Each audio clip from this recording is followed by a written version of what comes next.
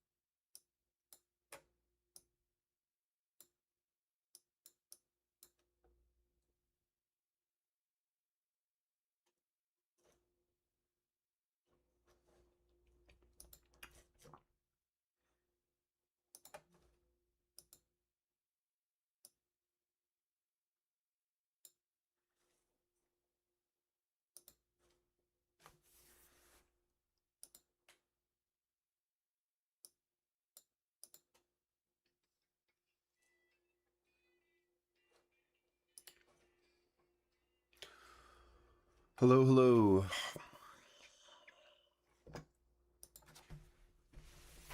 What's up, Ty? All right.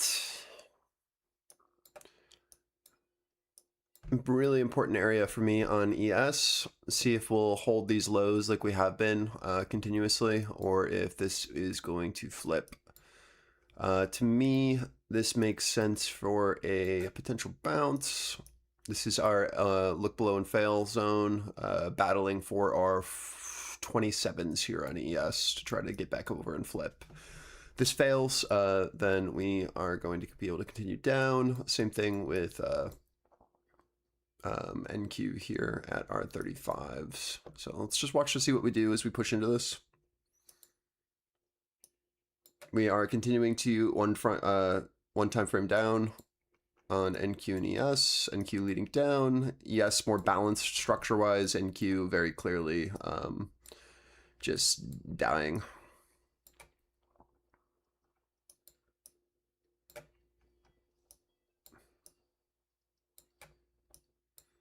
Good rejection so far of our battle line of that 27, pushing down. Same thing with our 35s on NQ. Why are my lines not showing up?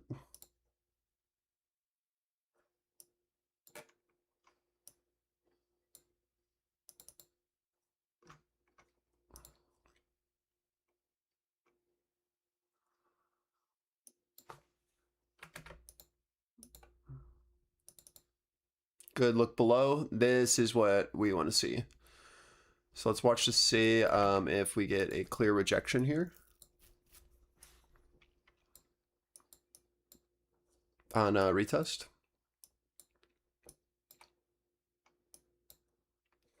But beautiful offer on our battle line.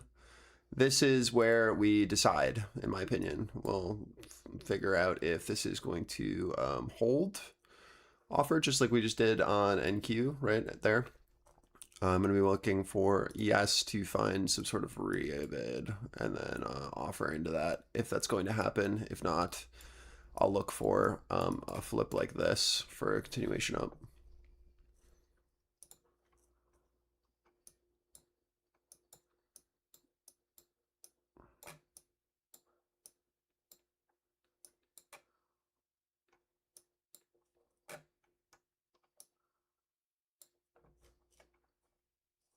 For NQ, just going to keep an eye on like 680.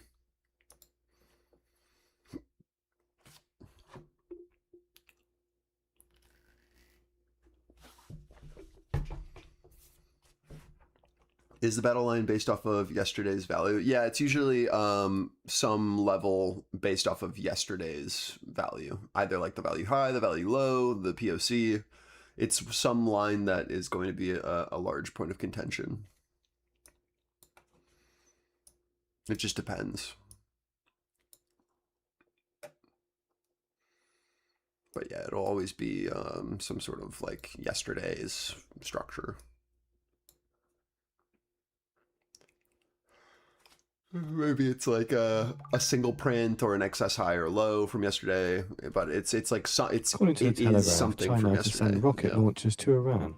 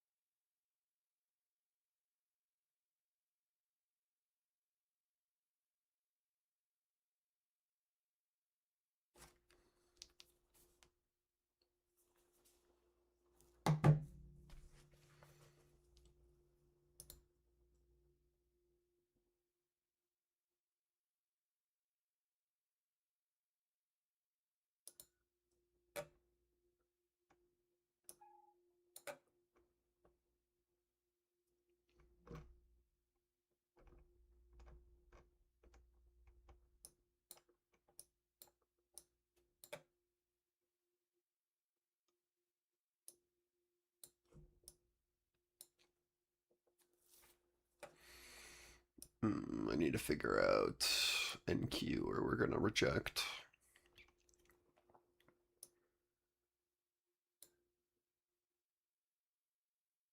We have posted the article for the Telegraph on the feed for those interested.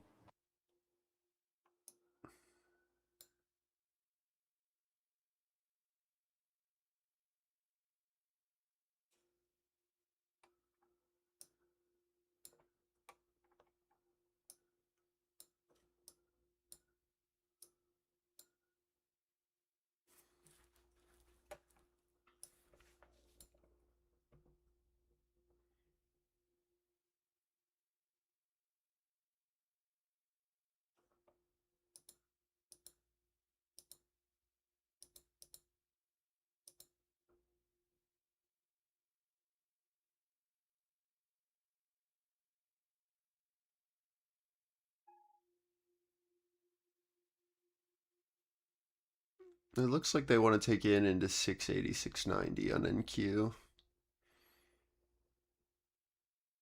I'm watching the 680 quite a bit.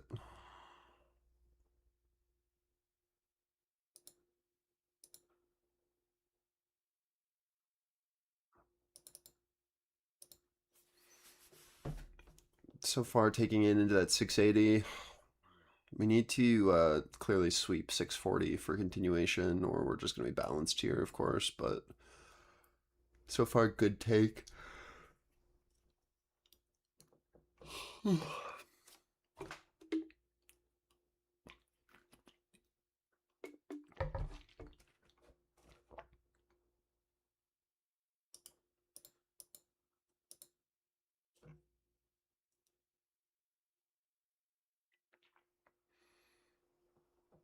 I think ES is headed down to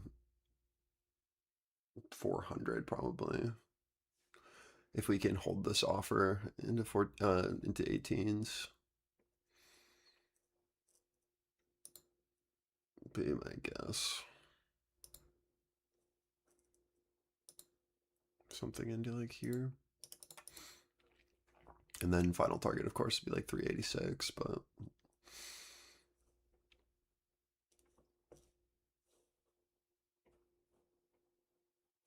I need to see this rejection hold. Do I 80 again here? See what buyers do. Are they able to flip or are they able to hold?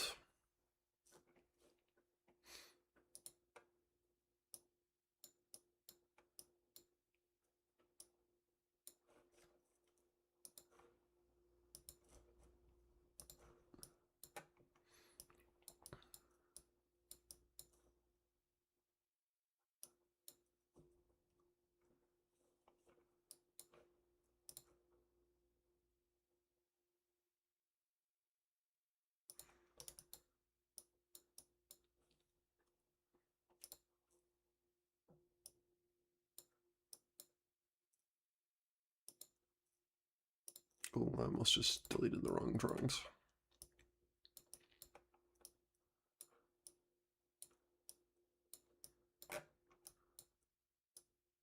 The S&P 500 down 0.6%, the Nasdaq down 0.8%.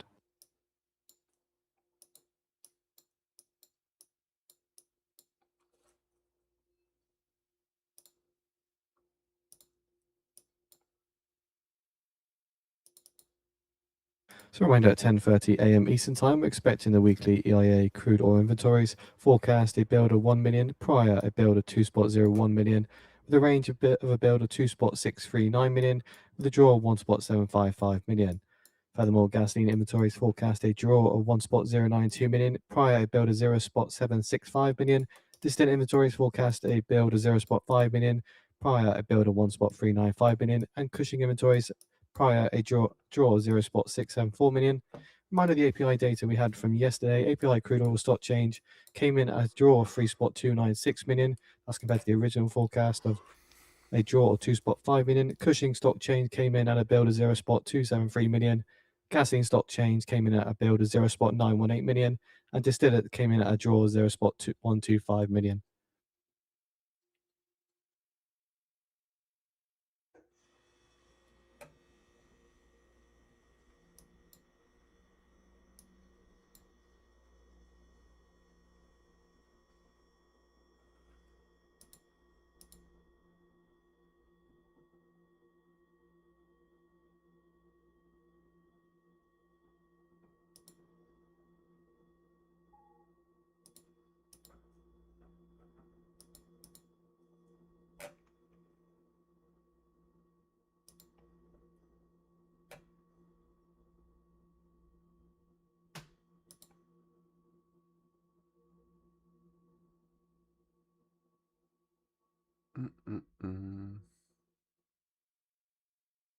Big battle here at our 680 and 618.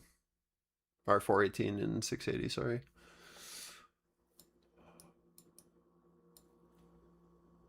Just watching.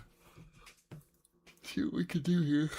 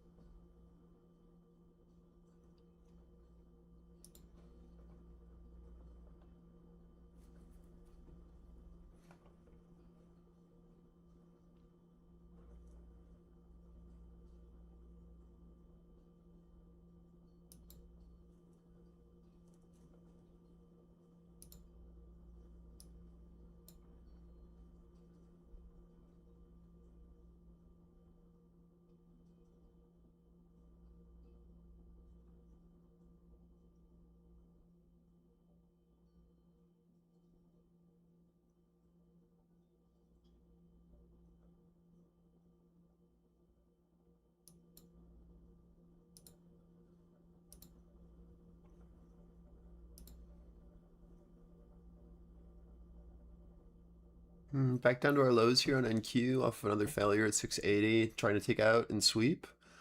Great first risk off just in case we fail, but I think we're good.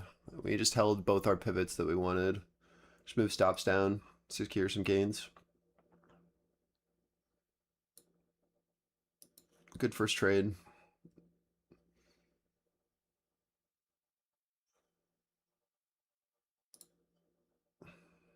See if we can get some continuation here on retest of ETH low as resistance.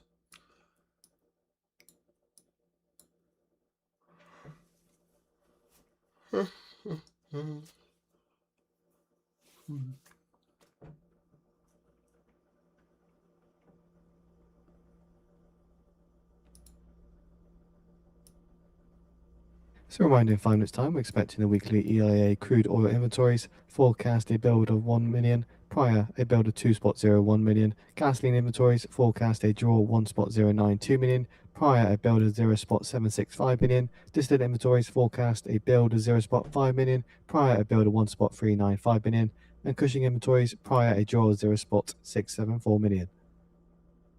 The Nasdaq 100 falls 1%, the S&P 500 down 0.7%.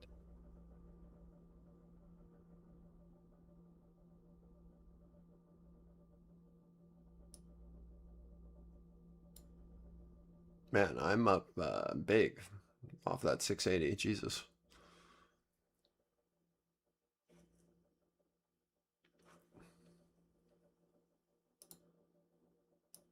Out my first ES here into our lows. And into our 400 target on ES from our 418. All right, there's your 400. So that's target 1 for ES off our failure to get back above this pivot after rejecting our battle line, giving us a 2-leg trade since I got on. All right, first leg off the flip failure, and then secondary leg, right, of course, into our zone and rotation down to target 1 into 400. Next target is 386 on ES if we do not bounce here on, we'll see what happens. If Russell can continue to fall and hold our pivot as resistance, should be good to go for continuation. Gotta move charts down. Again, really nice absorption that we spotted at 680. As you can see very clearly, they are screwed there as we pushed into that low. Look at these buyers off sides up into these sides where we spotted that absorption. Very clear.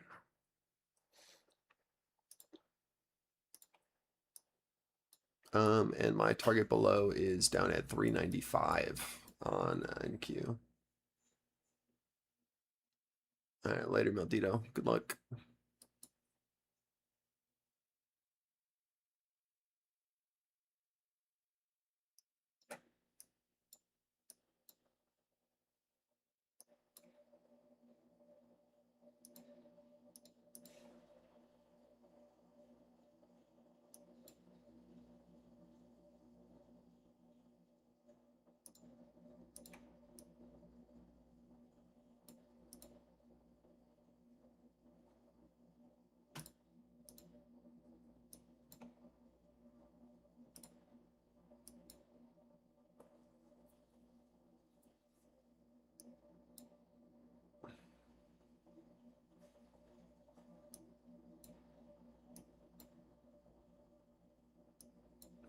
All right, now let's see if we can create a lower leg that we absorb and then continue down on.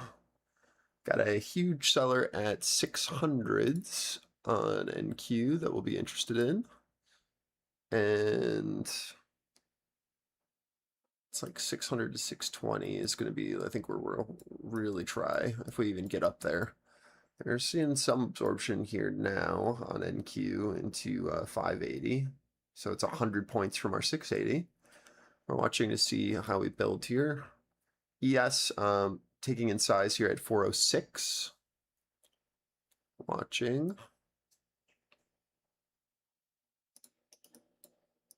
From 1 minute our bounce remaining. at I'll be dealing with 400s. crude oil inventories.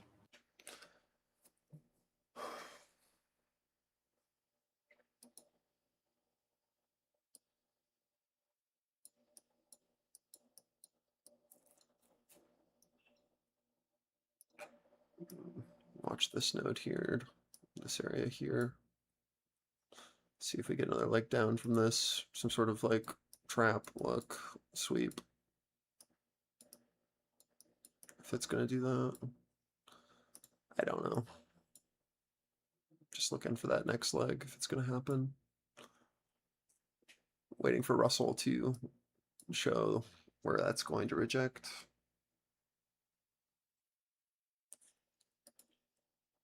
Ten seconds.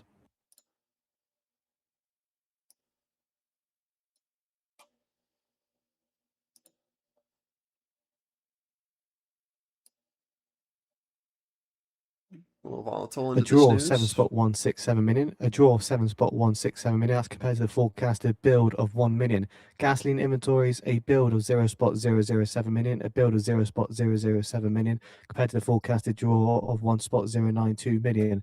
Distillate inventories, a build of 1.062 million. A build of 1.062 million compared to the forecasted build of 0.5 million.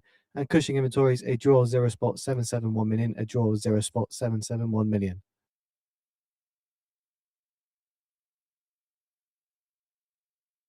Size being taken, but not really doing much with it yet.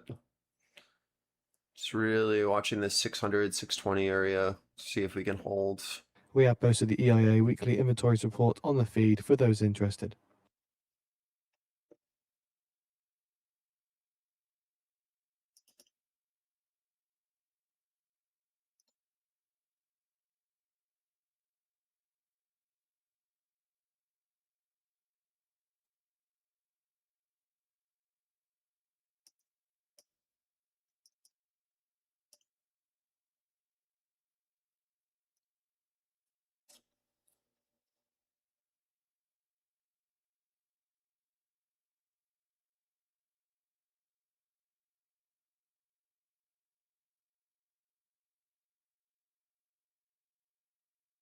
The Treasury say today's Iran sanctions target Hormuz monetization.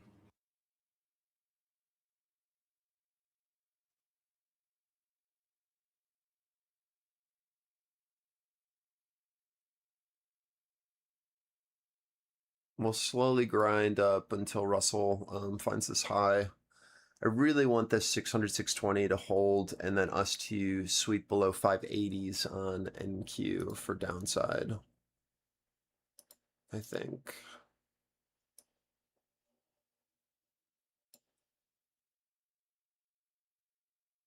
I think 580s is where we need to flip.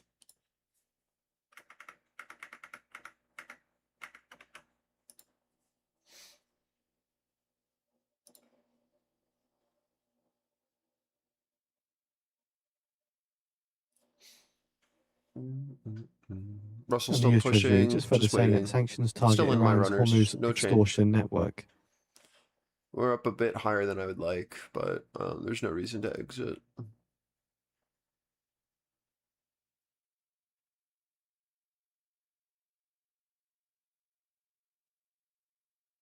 Big sell side here. This is where we swept down, retesting into 640. Watching Russell into 34s. That'll be my invalidation, I think, if we don't show interest here. Market will continue up until this finds it as a resistance.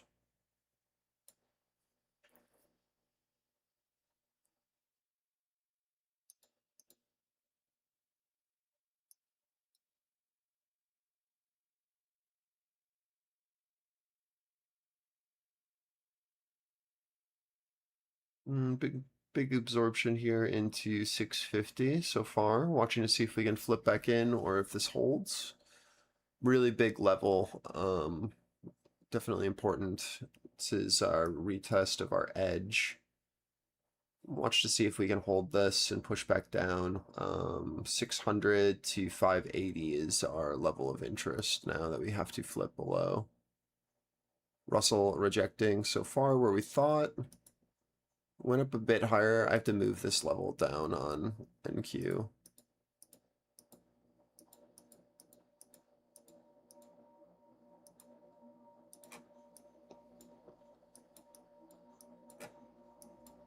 $640 lows holding our ETH low. Again, watching 600, 680 to see if we'll put in a higher low there. If we can flip that, then we probably get our next leg. We'll watch to see if they hold this and are able to bid and pop us to rotate this again, or if this can hold and flip, we need to get below this for continuation down. Balanced right here so far into this POC, right? This node where we trapped. So this is still where our sell side is absorbing into this. But we got to get below the value of this previous candle for a continuation down. Hopefully that makes sense. And we want to see Russell follow through for that continuation.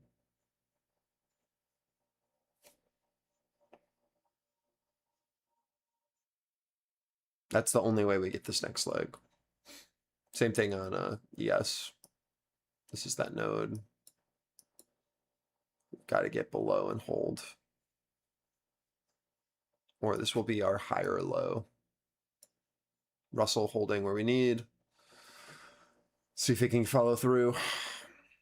Got to get below 404 on ES for more downside, or this will stick for higher low.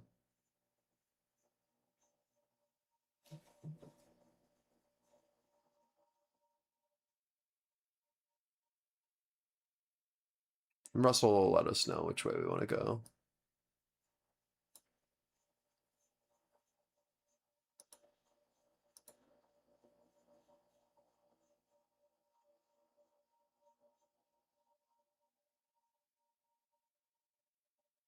Sellers taken in into 600 so far, which is where we thought we'd be potentially bouncing. Again, we need to flip that 600, 580 for more down. What we're watching for right now is from this absorption that we saw here, are we able to now put in a lower high and continue this, right, like channeling structure to the downside on both? Or is this able to bid and then flip for that upside move? Yeah. Unsure yet. Watching our lows.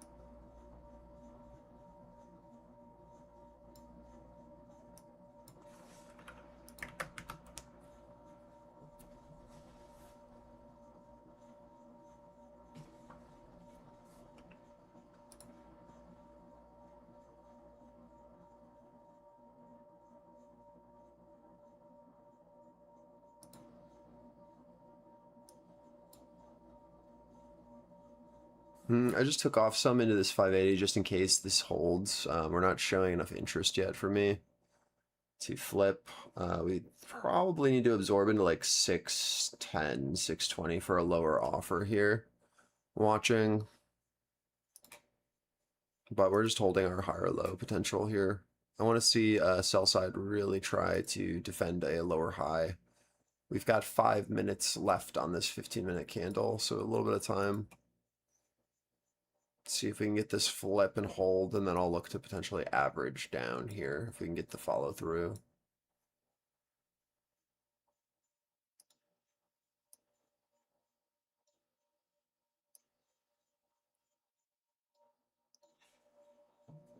US crude stockpiles, excluding SPR, fell in the latest week to the lowest since September 2018. We'll look below US Brent here on crude futures ES. extend gains after EIA storage report shows larger than expected US weekly crude stocks draw. Let's see if we can hold this pivot flip on retest. RTY testing lows. Expect a little bit of a bounce here. And then let's see if Russell can continue to lead us down. That'll be important to let us know if we're going to get this last leg or if we're balanced here.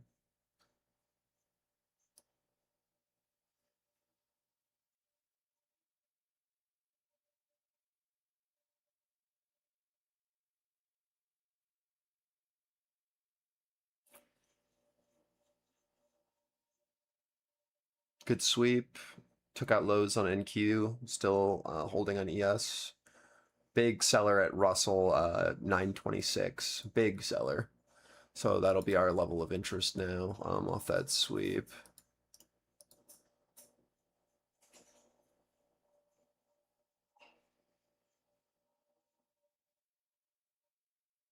Buyer trying, being taken into 540 at our lows on NQ off that sweeper. Watching, see what they do here as we push into that. Retesting on ES. See if we get a nice little hold. Watching Russell as well at our big sell. Retesting our pivots here.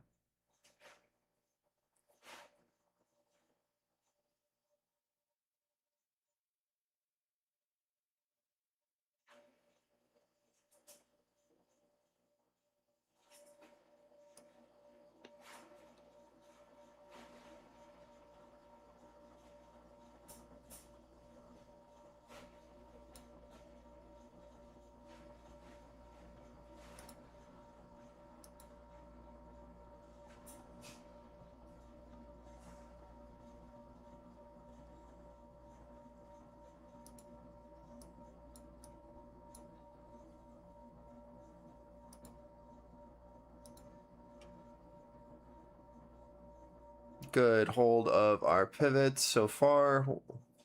See if we can take out lows. This needs to sweep down.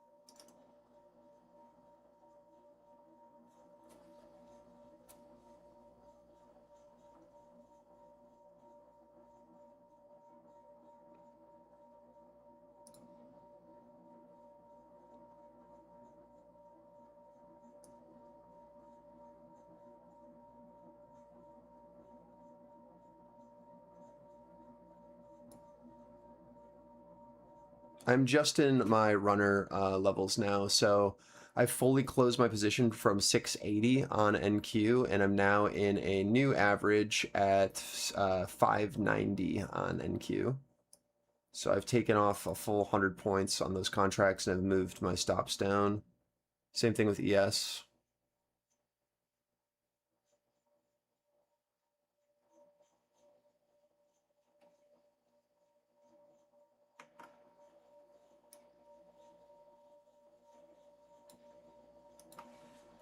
Posting trades in chat.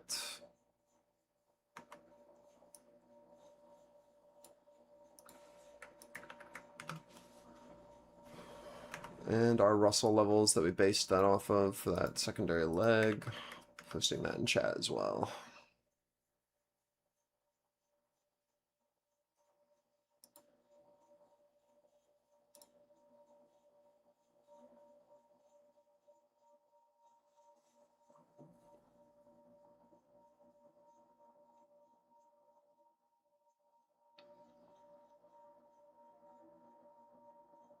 Yeah, for the most part, it's just like contentious on both sides, selling and buying, usually like pivots.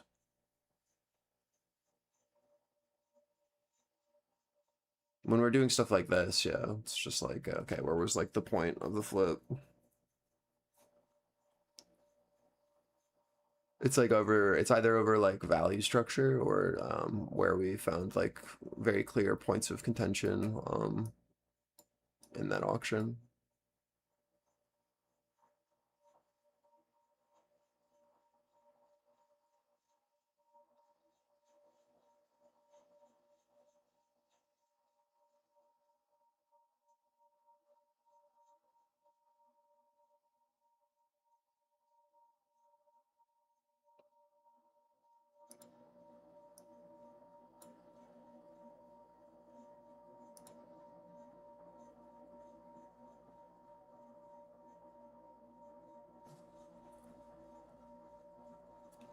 Just waiting on Russell to figure out what he wants to do here into 26. If it can hold 26, then we'll keep going down.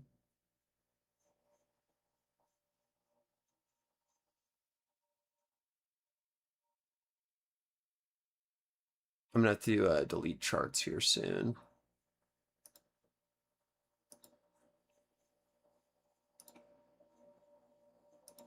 But always remember that this is where we started to get that next leg idea. It was off of this guy who got trapped here. So let me just mark this so that this stays relevant.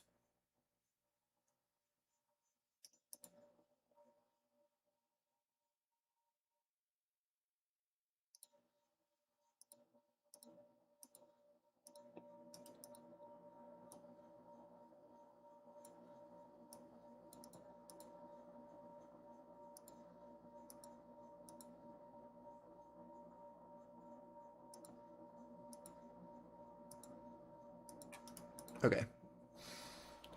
Delete.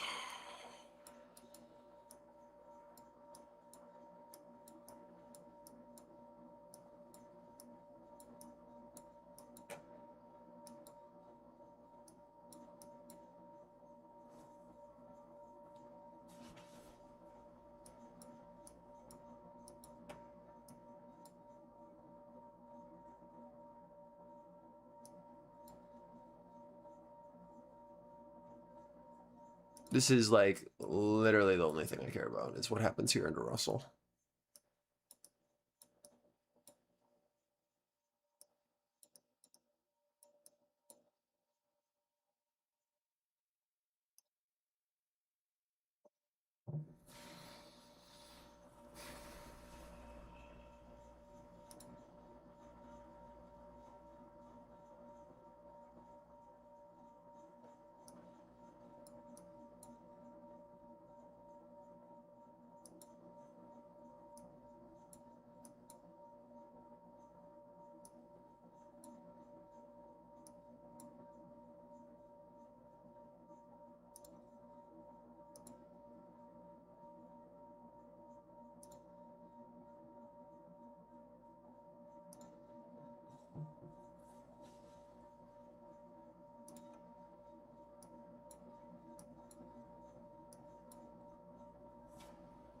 So what's happened so far in this downtrend is price has spiked, trapped into highs, pushed down, spiked, trapped into highs, pushed down, spiked, According to trapped sources, into Iraqi Prime highs, Minister pushed calls off down. meeting with Saudi Crown Prince. Right, so all we've done is continue to put in these lower highs while continuing to then take out the lows on our value that then leads to our next leg down.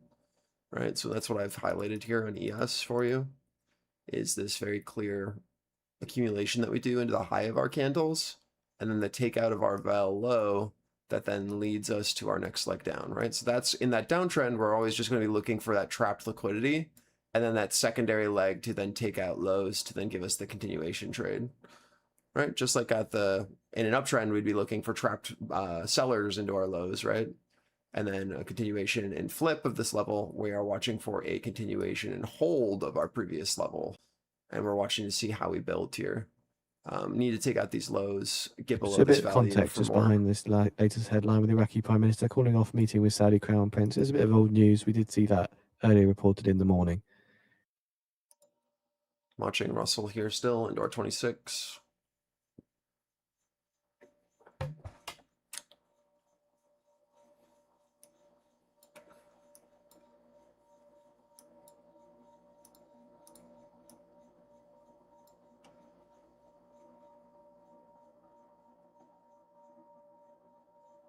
So it's very clear where we need to breach across these markets. If you're looking at footprint, right, we've got this low here that So we coming from need to get IRNA, below. Kuwait's foreign minister meets with the prime minister and army commander of Pakistan. And I will mark that like so.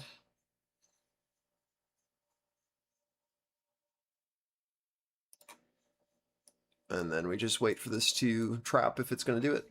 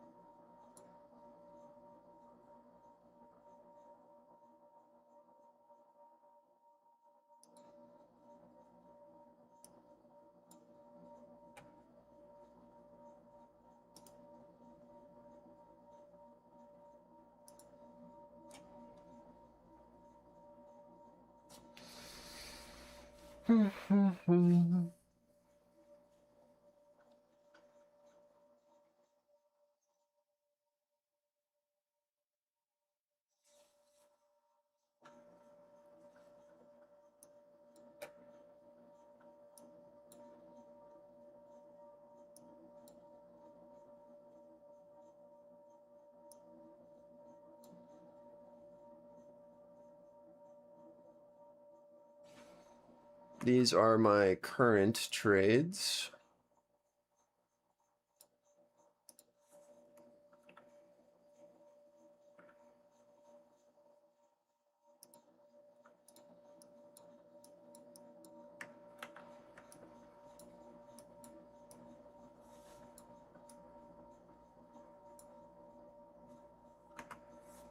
We'll see if we get stopped out of our runners here. Lots of potential for it to happen if we fail to sell. And then we'll just wait for to get back in. If we get stopped out, it's no big deal. We've already taken off a ton of profit. Nothing has changed in our trend. Literally nothing has changed. We are still in a downtrend. We are still holding previous absorption. So either we get stopped out because something is invalidated, or we are just closing because we're scared.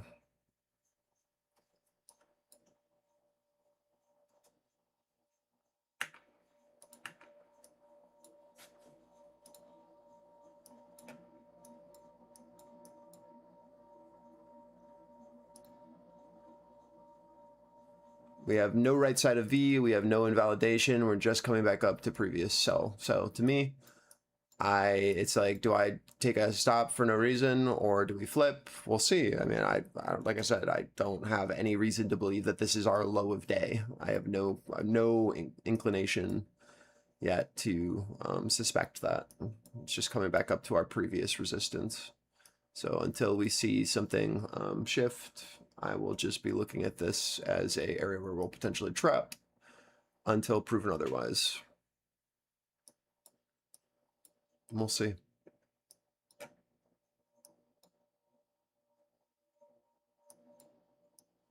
I do think that we probably have one more leg, though, as we push with this Russell flip here. If we hold 26s, I'd expect that this probably comes to here, and then we oscillate, and then we'll look for something like this. Just into our absorption, like I said before, this is where we held, and then this is where we then took in lower. We are now there again. We'll watch to see if they take in here again, and then pop us down again, or if this is able to flip above. If we can flip above and show interest, then I'll look for upside. If this continues to show offer, then I just need to see us flip our value lows and show interest below for downside. Nothing crazy here. Just this is very clear absorption here into 406. And we need to take out these lows at 400 and get back below this. If we can get back below, great. If not, right, this will hold. And then we'll look for this to then bid and push back up to our offer and then figure out which way we want to go. These levels that we're playing off of that aren't structural but are, you know, they in the moment auction can shift, right? We are playing the developing order flow off of the last 3 candles. So we know where sellers were last and where they took in size. That of course can shift if we pop and then hold above. We are playing off of these levels as areas of interest just because that's all we have with the sell. Very clear that we need to flip below this for more. So I'm going to be watching to see if we trap into these highs with this POC shifting from down here to up here. If we trap, then I'll be looking to see if we can flip below like this. If not, we'll have one more leg back up to our main seller up at 640 where we took our original short. Watching now to see which way we go. Again, literally nothing is invalidated. All we've done is come back up, absorb into our previous level of interest, and then go.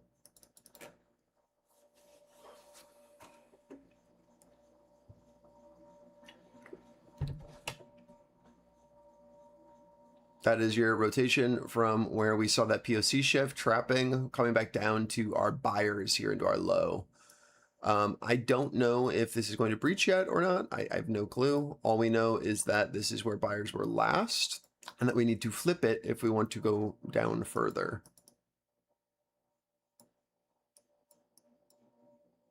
Same thing here on ES. Oops, I did not mean to move that. That sucks.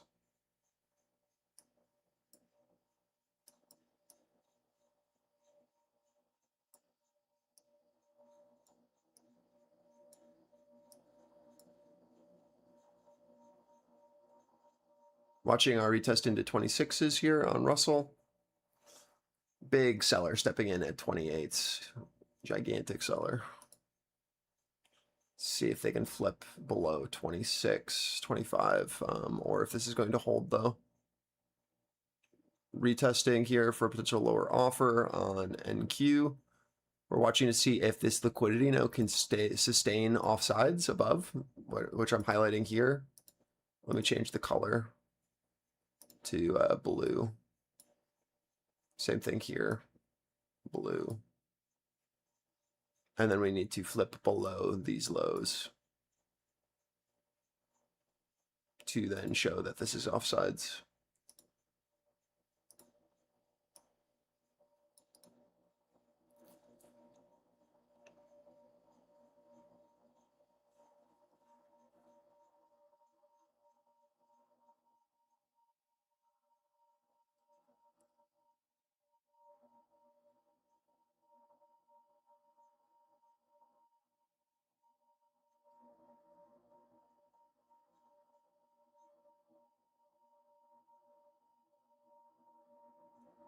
Yeah, that 930 seller, but we're back to our 26 now.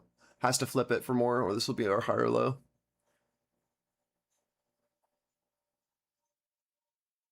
We have a minute 30 on this candle. All that matters is that we continue to maintain these highs offsides. And then new 15s can then open and then break below if we're going to do it. We're basically just looking for a lower offer into new 15s, continuing to maintain our absorption above. If it can do that, then we're in an okay spot. Right, we want to see these basically, oops, this high continue to hold. And then we need to flip this low if it's going to do it. I mean, that's at least what I would like to see. Testing into that POC shift now on both ES and on NQ into this level of interest. NQ getting a bit more upside than I'd like, but still holding. Let's see what they do into new 15s. Says Channel 12 News commenting on the meeting yesterday that says Israeli concerns were expressed about the accumulation of terrorist elements in Syria in light of Turkey's control of the region. The catalyst for the next trade, again, is can these guys remain offsides and can we flip these lows? If we do that, then we get our next leg down. It's that easy. If we are unable to continue to absorb here and get below these lows, then there's no new trade. So our catalyst will be the flip of our 400s, Iraq's and then we Kadib can look for Hezbollah says rotations response down. to US If we Saudi can hold attack here. is inevitable. If we can't, then there's nothing new. We chop here until we figure it out.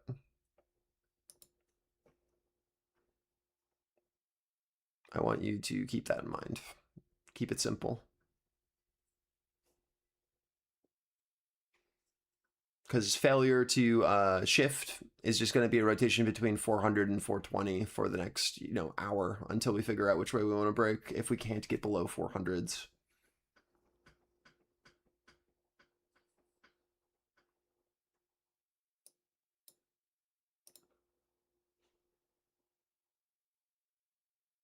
Iraq's Kadib Hezbollah says response could target US tools in Saudi Arabia.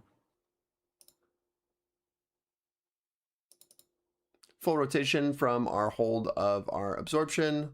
Again, needs to flip 400s for more if we're going to go down, or that will be where we bounce over and over and over again.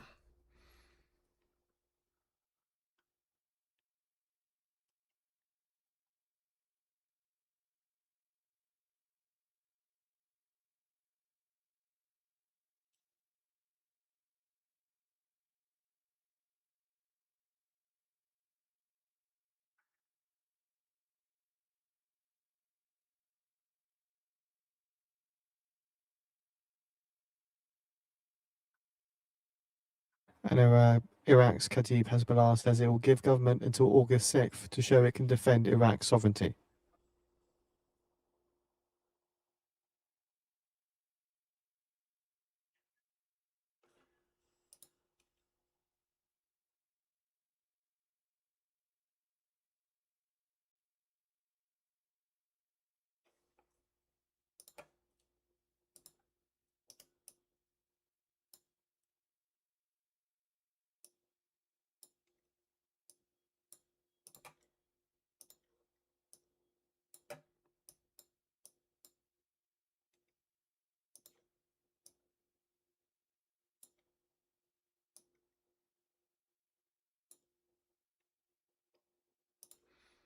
We held our lows. We are rotating between 400 and 420 until proven otherwise. There's no change with that failure there. There's no upside either. It's just range. It's very clear seller still above here into these highs until we flip this 20. I am not looking for any upside. It is just range. But we have to understand that if we can't get below and hold this 400, that we will continue to oscillate here between our downside VWAP as resistance at 420 and our POC here at 406 and our lows here at 400, right? We have three very clear levels. We are in a range into this. Need to flip this. Russell will lead us, right? We're holding our 26 as supportive, which means that downside is moot. So Mickey Stein, quoting a senior Israeli official, says there are centrifuges at Mount Pickaxe, but uranium enrichment has not yet begun there. Mount Pickaxe.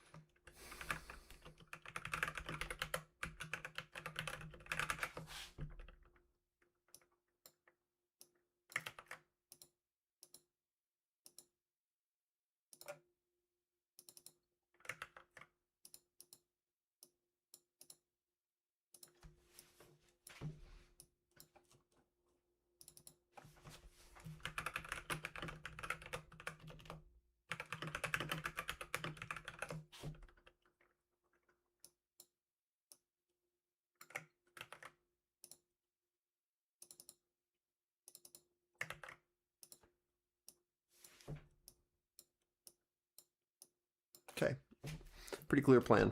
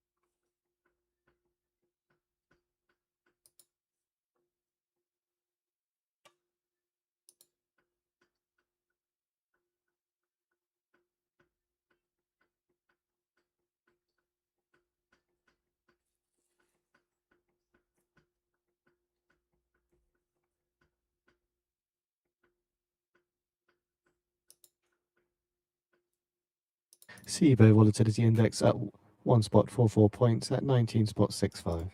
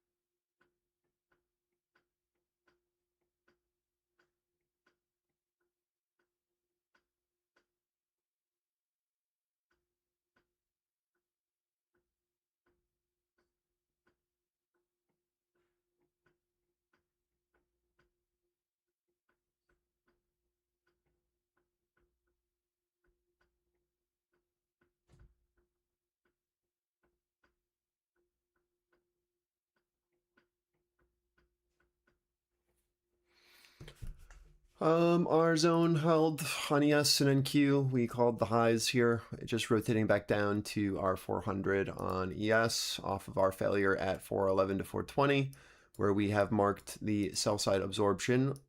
Same short that we took originally. Same thing at our 640 on NQ into our 560 here.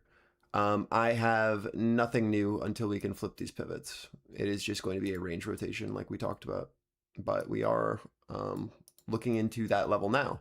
So if you are trading this, this is your first risk off until we can flip below, right? We already knew that this is where sell side would be sitting. No shift in our trend, nothing new. We knew that this was going to be our seller. It is why it is red. We are now watching to see how we interact as we push back down into our buyer, right? How do we know this is our buyer? Well, this is where our lows were, where we see this buyer showing interest here, right? Same thing here on ES. This is that POC of our previous 15 on both ES and on NQ. So it makes for a very good first risk off. If you are playing off this top edge, we need to flip below and hold for next downside leg. And then we can look for like 86 if we get that. Until then, we will be balanced.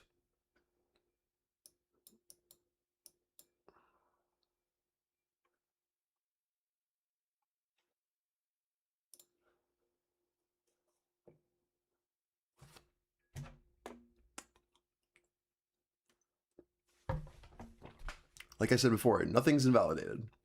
It's just, this happens. Price accumulates. It's how we get liquidity for the next leg. We figure out which way we want to go. We retest our auction. It's never a straight line down forever. It can't be. We have to trap. We have to retest. We have to create structure. We have to break structure. Then we get next legs.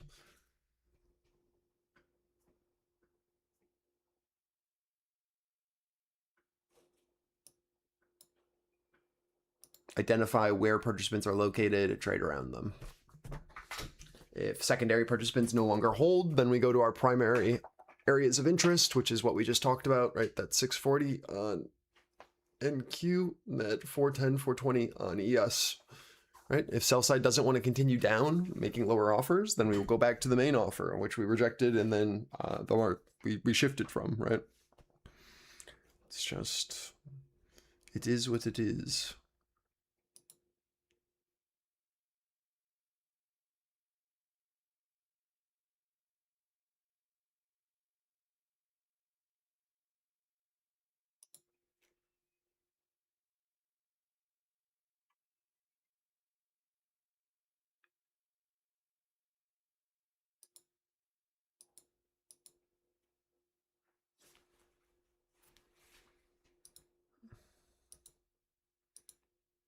You need a larger time frame chart, man.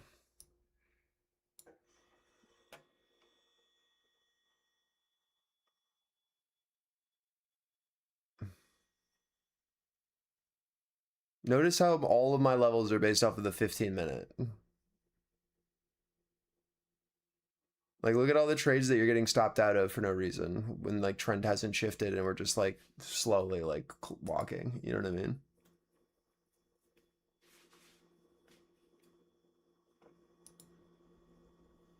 Like, you need something that grounds you.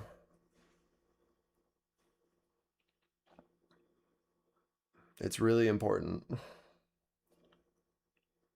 But good job regardless. But that, I just like, that's one of those things where you're going to go back and you're going to look and be like, as I'm talking and I'm like, nothing is invalidated. We're just chopping, right? It's like, okay, well, I can stop out of those trades, but why am I taking the same trade again if I got stopped out previously? What is shifted? Is someone trapped now? Is that what I'm trading around? Like, what's the thing that is getting me back into this trade? Because if I don't know why I got stopped out and why I re-entered and what the catalyst is for those trades, then I'm just emotional, right? That's how you're going to prevent that from happening, is like you have a clear pivot and it's like, okay, well, I'm stopping out because my entry or my average is the middle of the overall range. So if we don't keep a lower high, then I want to be stopped out and I want to be able to get in at a higher price.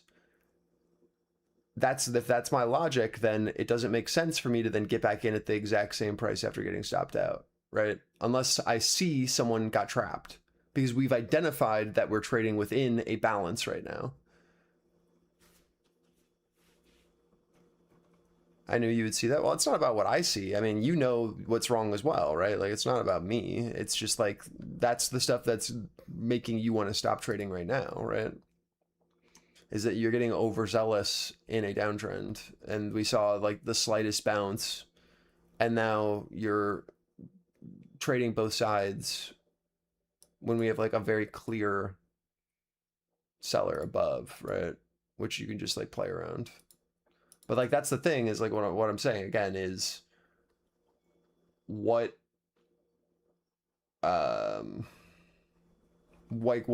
is the reason to get back in, right? Like, what have you identified? What's new? Or where are we in relation to your areas of interest?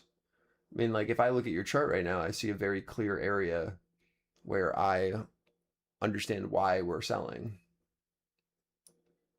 right? And I mean, I can see it on yours as well, but your stop out then doesn't make sense at all, because you're stopping out at resistance, right? Like, if we look at your chart of these trades that you just took, and we then go and we look at what I've already identified for you. These are your trades, right? Is there a common place where you're looking to short? Yeah, right. It's our area of interest, right? It's where they're absorbing 410, 420. I should have done this on the ES chart, not the NQ chart. So if you're shorting in the same spot, and again, like, I really want to reiterate this, why are you stopping out at the known seller? Look at where you're stopping out. And we've already identified that 410 to 420 is where we sell. Do you see what I mean by having a higher time frame understanding of where we are in relation? It's just like with these lows, like, this doesn't make sense where you're trying to short here, because we haven't breached the low here, right? So like, these are the trades that you can easily knock out, where this makes sense to here, great trade, right? But then you then got scared for some reason into this high, and same thing with this high, and then this just becomes a mess. Whereas like, nothing has actually changed in our range, right? We're just trading between this low and this high over and over again until something shifts. That's what I mean by it gets messy very quickly, because again, like, we know that this is where they're absorbing on the higher time frame. What you're trading here is price action. There's no delta, there's no volume profile, there's nothing. It's just you getting scared from the random noise that we're walking on this chart, which is completely useless. Right? Like, there's no useful information on this chart, which maybe that's fine. Maybe you're just trying to illustrate that this is just like a way to record your trades. But I would, again, like, I would either have like a delta bubble on, or I would have a volume profile, something, or some sort of way that you can see some sort of difference, because right now it's just what we talked about, which is we will balance between 400 and 420 until proven otherwise. So if I say that we will balance between 400 and 420, and then you close into this high, and then you're trying to short this low, and we haven't seen actual acceptance yet, right? Then we don't have that continuation lag. So just like, keep that in mind, right? Like, you're shorting. These shorts were great. These shorts are great too, right? They're giving you that rotation back down, but there's no actual reason to be invalidating here on your chart, right? Like, what's your reason here? Why were you so willing to take all of this size here, but then immediately stop out? Are we still holding a lower high? Like, what's your reason for taking trades? That's my question to you, right? Like, because that's what matters. It's like, you were so willing to put on size here, but then you immediately stop out.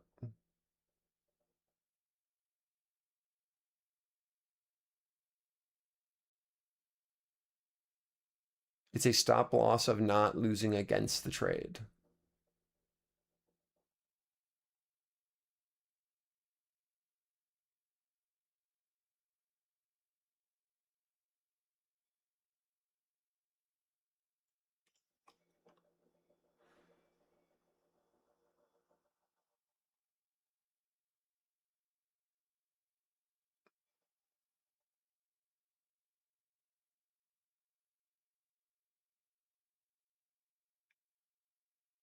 I mean, prices like, yeah, I don't know, man. I would just not average down then and then keep a wider stop.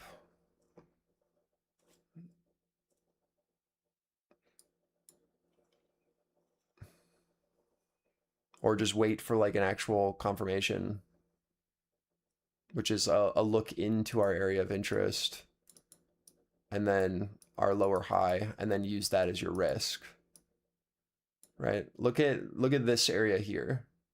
Why is this a really nice trading opportunity? Well, because we have a range. Okay, highlight this in a different color.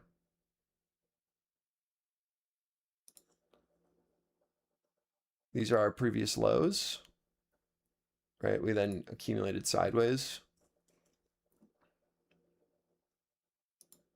So what I'm watching here is like, we have a range that's formed. We have a guy who's off sides. We have a push down, and then we have like a very clear risk profile that we can then trade around for this leg down, right? So we have an entry here, we have an entry here, and then this is our stop. At no point has this level been invalidated, right? This lower high that we put in at 415. So every time that we push into this, all I'm going to be looking for is a very similar setup where like, it's like, okay, well, I'm just looking for us to offer and then rotate back down to our 400 until something shifts, because we know that this is where they're absorbing, like I said before, into these lows. And until we can flip it, there's nothing to do other than just play around this seller who's larger, right? Or we flip above and then hold for upside. So as long as I see us look into this area and then put in that lower offer, then I can play around that as my risk. And then we play the lower high as our risk profile for the downside leg, right? It's balanced. You trade the edge.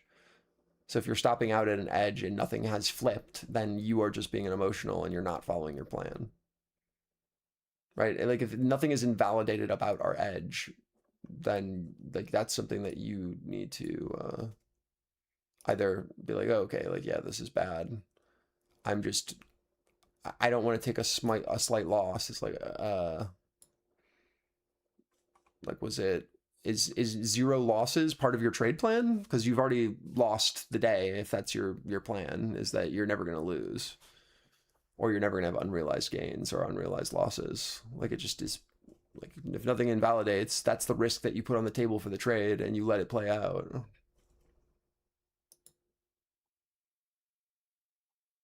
It's going to be very hard to make money if you're only willing to only make money or only, you know what I mean? Like, it's like either break even or I lose. It's like, okay, well,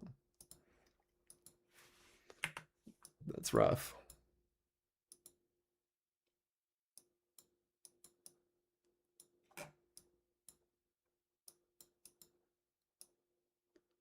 I think Russell will let us know what we want to do here. This is our 26 look below. But again, like the most important aspect is like, are we seeing absorption in highs still? Are we putting in lower highs after that? Are we pushing down to our pivot? Is everything maintaining, right? Like, you need to have a plan. The plan is what matters. Nothing else matters. The price action trading, if that's all you're looking at, is useless. Absolutely useless. Price action is useless.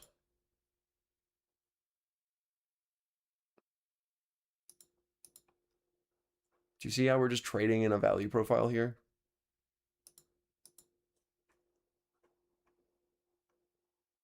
we will random walk within our value structure, right? Within the profile. So if you aren't trading the edges of where value is, you are trading random price.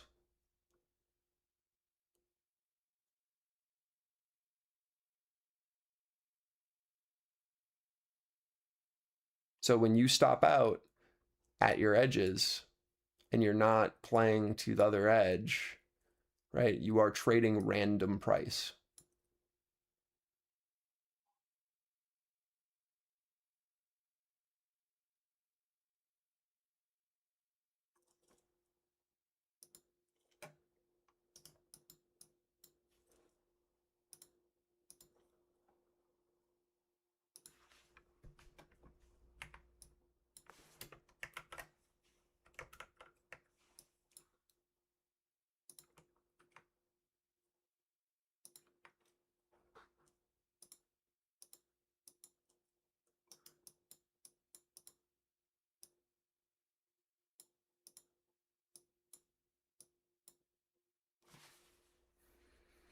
I don't need to look at your screen setup. You shouldn't have stopped out if that's your screen setup. That's my argument to you. You showing that means literally nothing to me.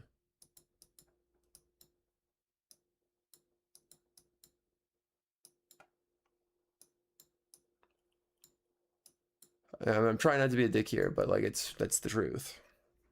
Like if you've got deltas on the side and you have all of those different kinds of charts and you're stopping out where you're stopping out, then you're just emotionally trading. You're not following your plan, right? And that's okay, but it's something that you have to rationalize. So when you send me something like that, it's like you're trying to make an excuse.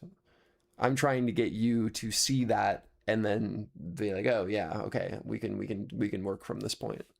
I will then only be looking for edge trades. I will only be looking for invalidations. I will keep stops. I understand that if I open a trade that I have already lost that money until proven otherwise, right? Like that's the rationale.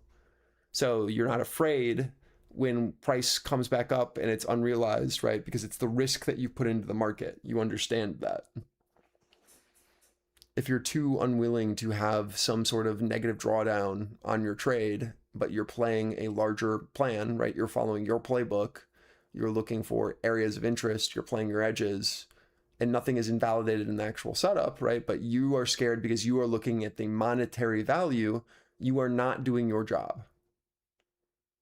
Right? If you have put on too much leverage, if you continue to average in a place and then you can't handle the drawdown because your average is too high because you've taken too many contracts, that is a failure on your part, right? You need to be willing to have that drawdown within your structure, right? Until invalidation. And so if that size is too large, then you need to lower your size. That's all I'm saying. That's literally all I'm trying to get at.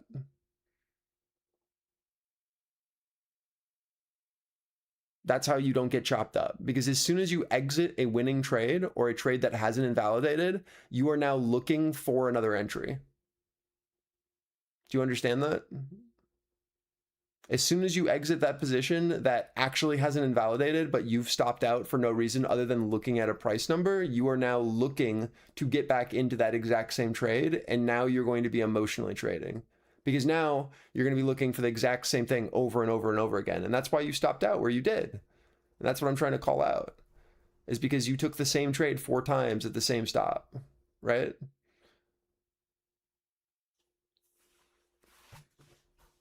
So again, like if nothing is invalidated, you have to have a reason to get back in again.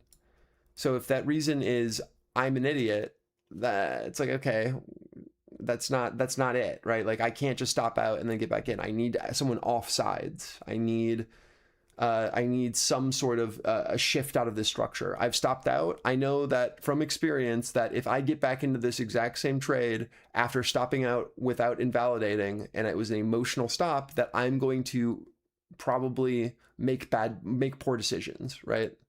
That's kind of like the theme that you have to think about in your head. It's like, I know that I just took an emotional exit that actually didn't invalidate, and I'm now getting back into the same trade.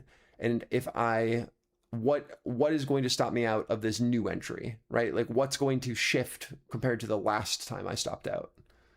Am I going to be looking for an exact push down? Is that the only way that it's valid? Or am I going to give it some room and trade less size and allow that stop to play? Or do I have to wait for us to break out of that structure now that I've taken that emotional exit and something new has to occur, right? You have to like come up with safeguards for yourself so that you don't spiral. Because it's, again, like as soon as you start to do that, you will start to spiral. And you know what's something good about you, Ben, is like you catch yourself. Like what you said was I recognize that I am over trading or I'm getting overzealous. And like that's cool. But right, you don't have the reason of why you're doing what you're doing yet. You're catching yourself not, and you're still staying positive on your profitability, which is really good. You're better than most with that. Most people would have already spiraled and then they would have posted like a blown account, or they would have just, you know, like kept trading. So you are doing well in that sense. You're catching yourself after the fact. But what we want to do is try to take that period where you start to spiral and try to make it into something positive that you can then continue off of and not have to leave the screens.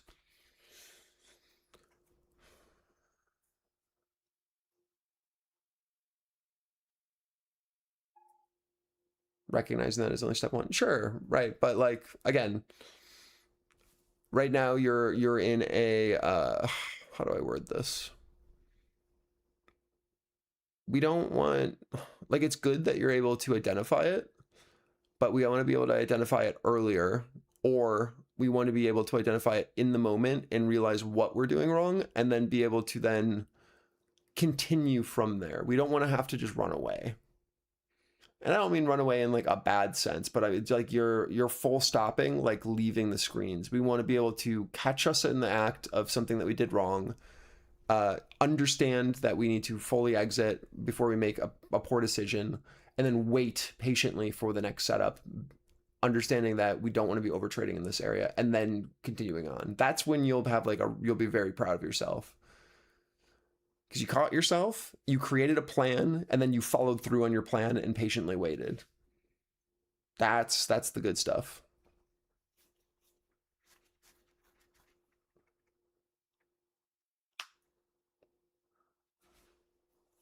So I think what you're doing now is fine, but it's something that you'll definitely want to build upon. That's all I'm getting at.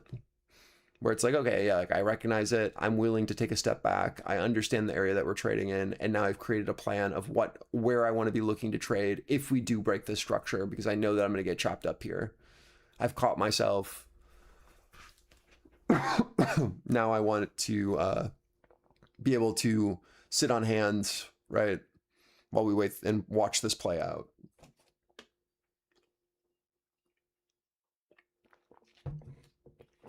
That's definitely the next step.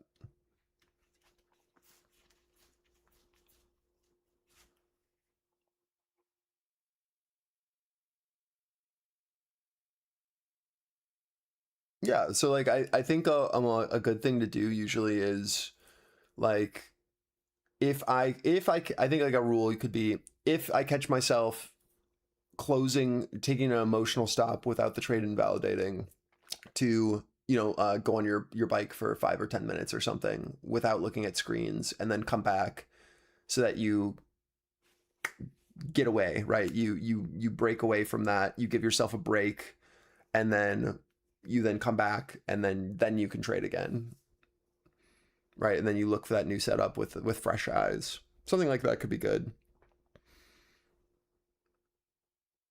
Or just to like give yourself a pause, right? Like between trades, I give myself a 5-minute pause. Or if I stop out and it was a poor trade where it was an emotional exit, I will wait for the new 15-minute to open before I take another trade.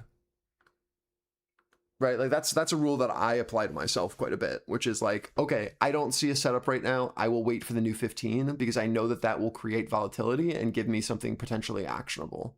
right? So now I'm giving myself, from my last trade, I will wait until a new opportunity opens itself on a higher time frame candle. It's like, oh, okay, well now I have a reason to be looking for a trade. I have an area to be looking for a trade. I have a understanding for what I'm looking for in that trade, in that area, like where we're looking to react, right? So now I've like given myself all of the structure I need to then be able to take something that isn't just looking at like a 15-second chart, because that's where you start to really screw yourself. And like you can see, like we're just trading in that value that we've identified an hour ago, right? So like if we're trading our edges, like this is target, and we're playing it right down to our lows. And now on the new 15s, like what are we going to want to see? Well, what have we identified here? Well, we know that there's trapped liquidity into our highs. We know that sell side is putting lower high after lower high. We know that we just bid and held our lows, right? So what I'm going to be looking for is, do we do a full oscillation here? Or are we able to hold where this offer was last, which was here, right? Can we continue these lower highs? So if we can hold this as our resistance and then take out lows like this, that's going to be incredibly bearish for the market, because we can see that the seller is moving down, and then this buyer then is getting stuffed into the lows, which is a potential shift that's happening in the market. So if we see this guy get stuffed and we saw that interaction occur into the value of our previous candle, it's like, oh, well, that's clearly the offer moving down with trapped liquidity outside of value. So when we actually flip and hold, that's now something that I want to be watching for. If these guys fail to shift, right, and then we get above this value, then it's like, oh, okay, well, we're probably coming back up to this high, and then we'll then have to do this rotation once again. So now this is that area that I can watch off of the previous 15 of where I'm looking for liquidity to try to get trapped. That then creates that arming vehicle for our next leg down, right? Because we know where the overall balance is. We are now watching to see where that offer is shifting and if it is willing to shift. So then we then create our entire invalidation structure off of our 15-minute chart, where we're looking to operate, what we're watching for. And then the lower time frame charts are just for purely execution. We're not trading off of what's happening on this chart. We're trading off of what's happening here.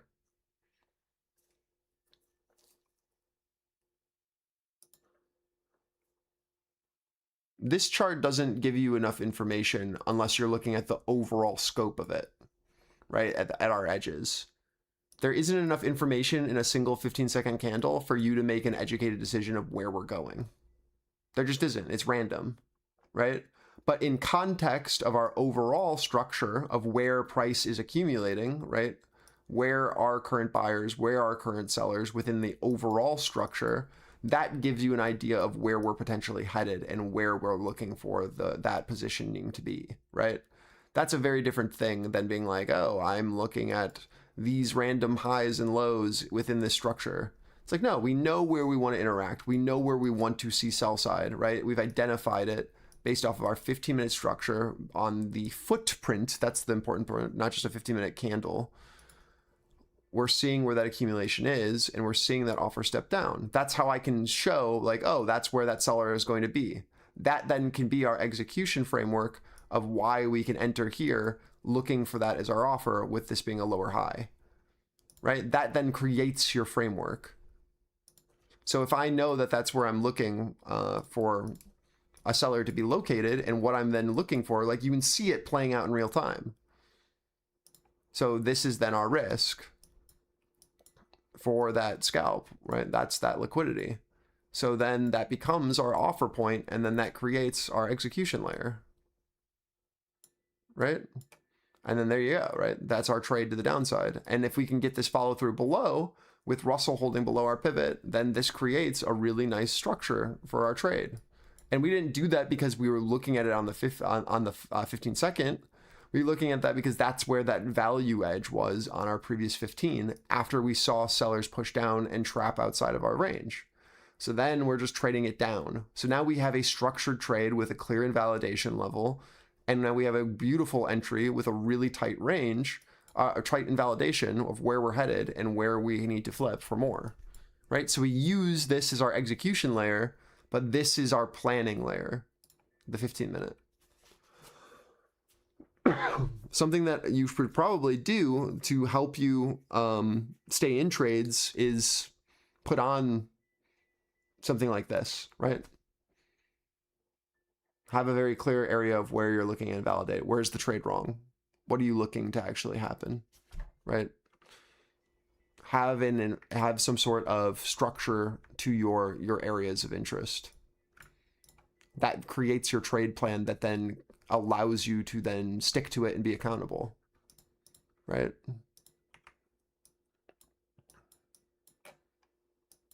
And it's good because then when you're journaling, you then have that on there of exactly what you're looking for without having to write a paragraph. It's like, oh, this was my trade I was looking for. And then you just explain why you were looking for that trade in, like, oh, looking for trap traders here, looking for the offer to lower, playing off of the lower high. And as long as that was holding, I would be fine for a continuation down.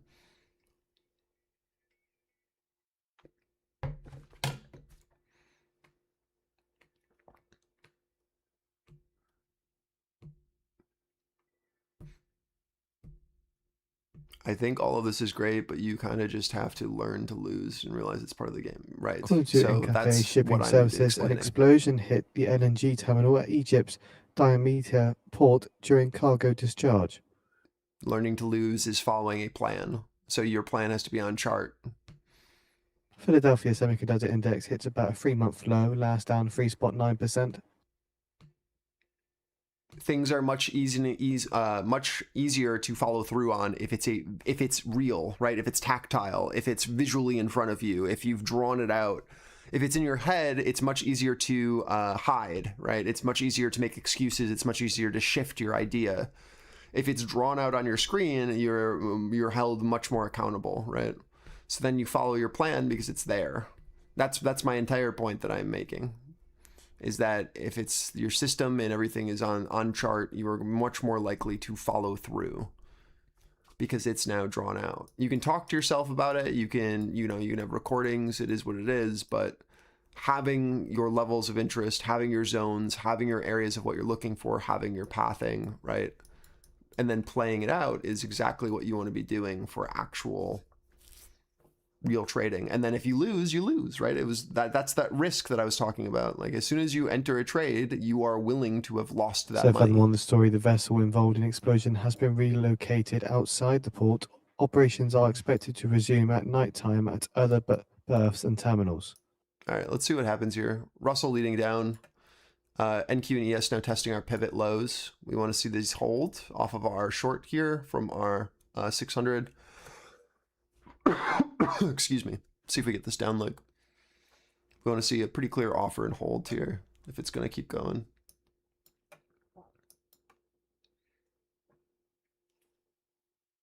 We have 40 seconds on this candle. I think that'll probably give us our idea. And again, just to go on what we were just talking about, like look at ES. You can clearly see that guy who's offsides here. So now it's like, okay, well, what are we watching for under this open of this new 15? Well, ideally, right, we hold value low to POC when we open on this new 15, and then we can then continue down from there with this offside liquidity as where we're looking risk-wise, right? That then shifts everything. That shifts the narrative. So now this, instead of just being a random zone that we were playing around, becomes our risk of like, oh, okay, as long as this guy remains offsides, we know what we're looking for. So now our area of interest is this on new 15s. And we watch to see how we interact into it as we push. And it's like, oh, okay, I don't know if I'm willing to take at 398. It's like, okay, well, I understand that. So if you're unwilling to put on full size there, then you're looking for a look in and then that lower high to play off of it.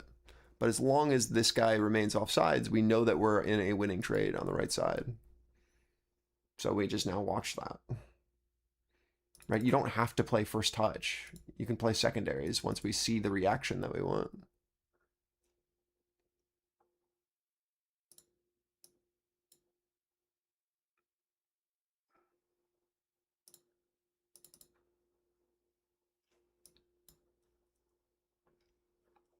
But you see how we're holding value, we're good. Things are working. Let's see if that follows through. I don't know.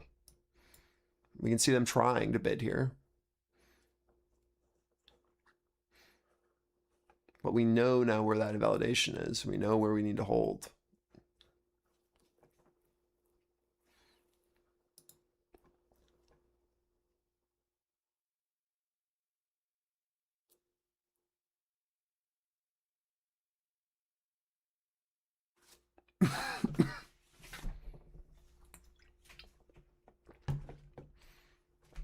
Oh boy.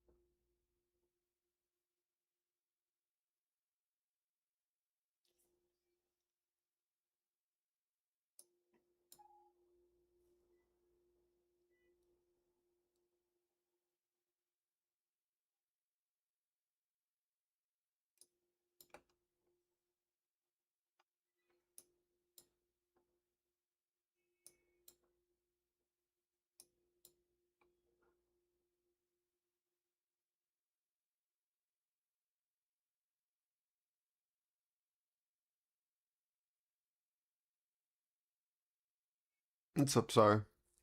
Yeah, it's been pretty solid. It's nice when the market's one time framing and not just balancing.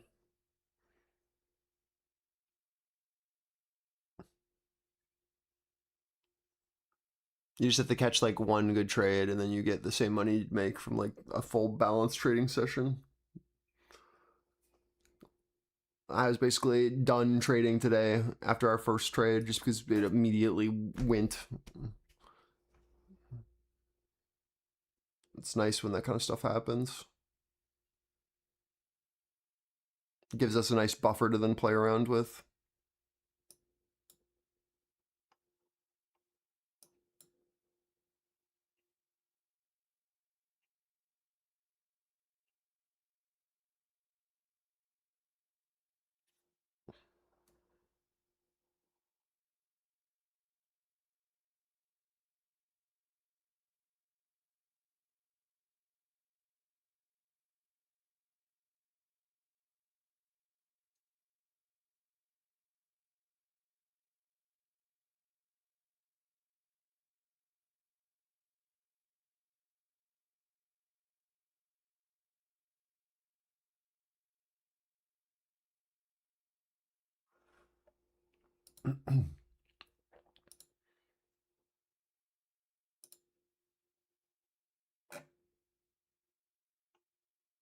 According to two security sources, Egyptian gas storage tankers at Damietta port might have been hit by drones.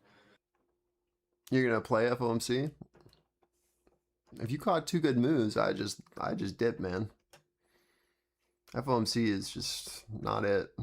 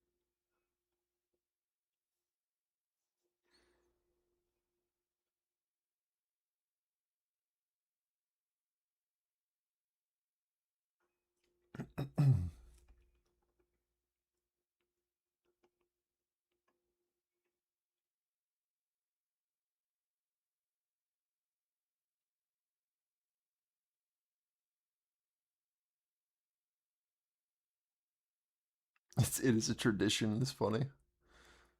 At least you're just using your buffer. That's good. You do you.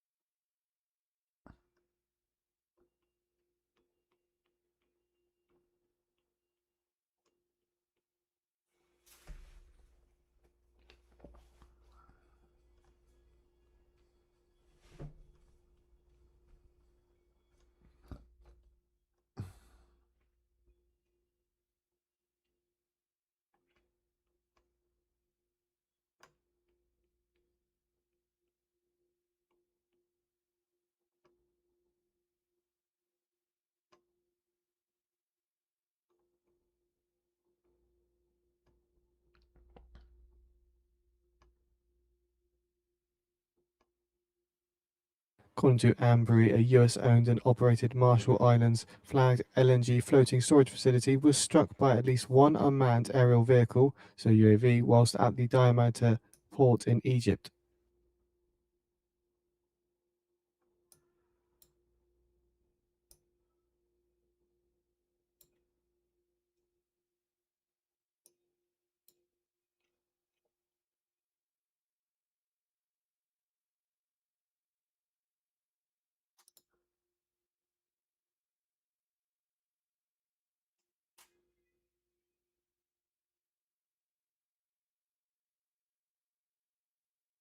Gotta get below 96 for this to play, or this is just gonna chop here for the short term.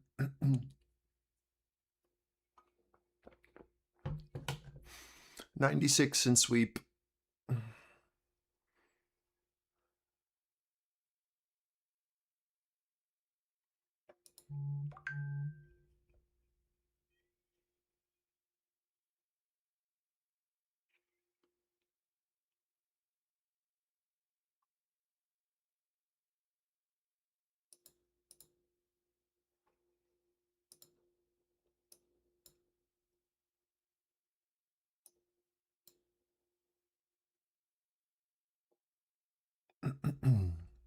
So furthermore, from the Ambry security company, no party had claim responsibility, no casualties, and damage to port infrastructure has been reported.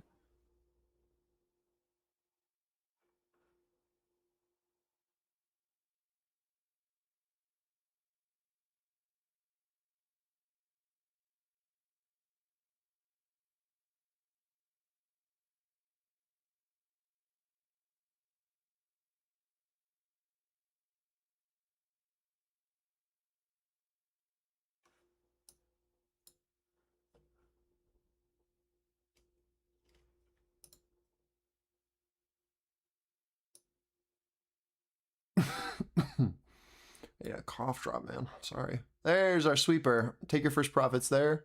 Halfway to target. Off of our entry. Following our pathing. Beautiful. Let's move stops down. Let the trade play. See if we get the follow through. And that's why we don't play around a singular edge, but we understand the structure that we're trading and we're looking for what we're looking for, right? We have a plan. We have an understanding. You give yourself enough room for the trade to play, you let the trade play. Yes? Do we understand? Do we see how we use the 15-minute The structure Nasdaq for this 100 to extends work? dropped to 1.5%. There's target. Wow, huge. So your stocks extend for the S&P 500 down 1%. I am out 2/3 of that trade into our target here at our 86. Fully pathed and explained to you before it happened.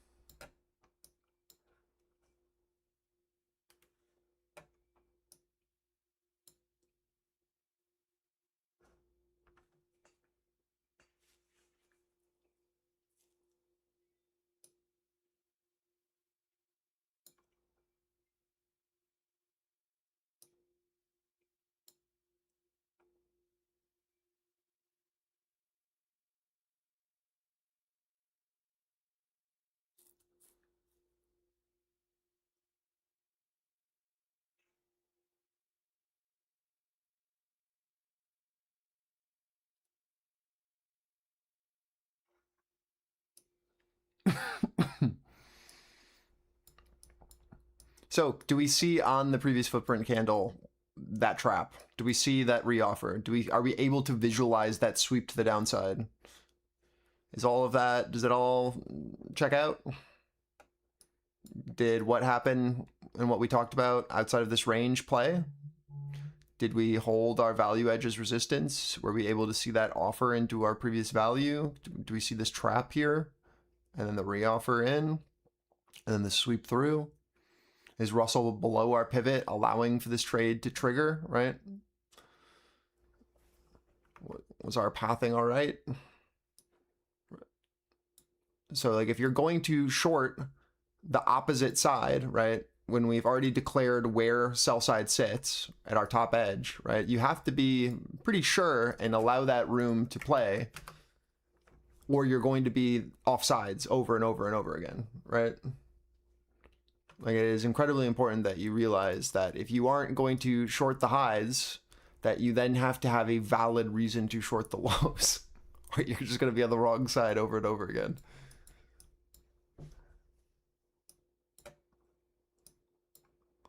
And again, we had already identified the seller an hour and a half ago. So like if you're not going to trade this guy or this, it's like, okay, well, what's going to actually give us the reason for this breakdown? That's what I'm trying to get at.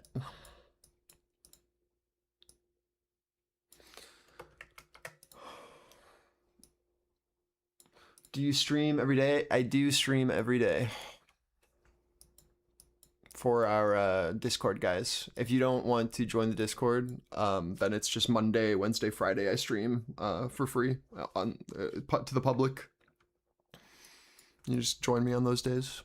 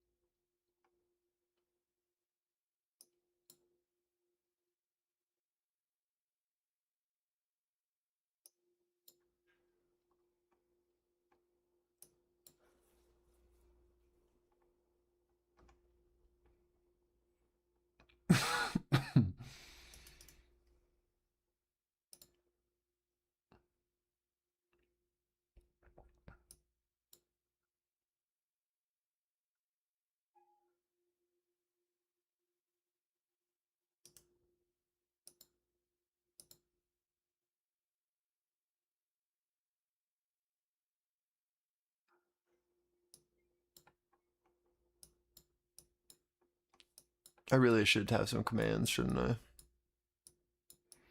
I'll work on that. It's just in the description. It's also in the bottom left-hand corner, Melody, of the stream. I'm gonna go grab a cough drop. I'm not gonna be able to speak.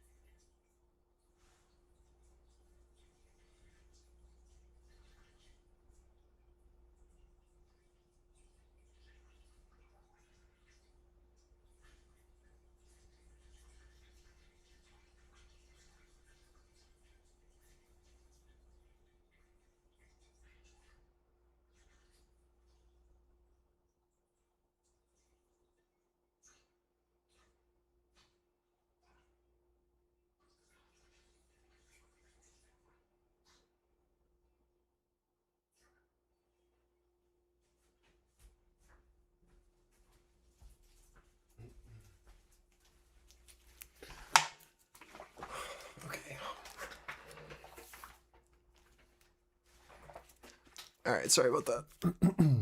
Ben, are you still here?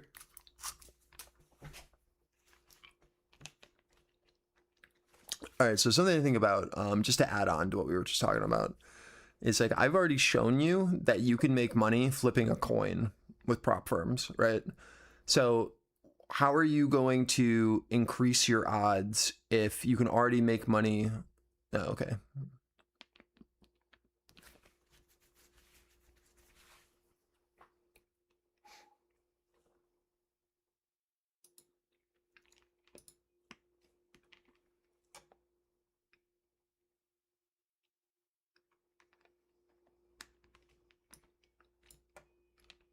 You're good.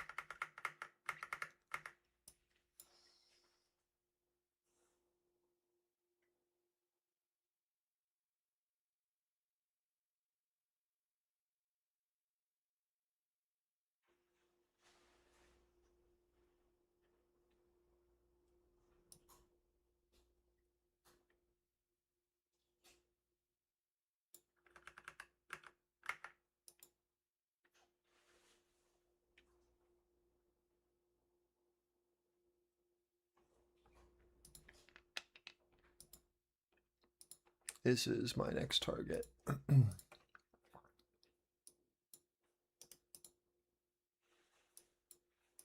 I believe. For ES, we are looking at 377. And then 362.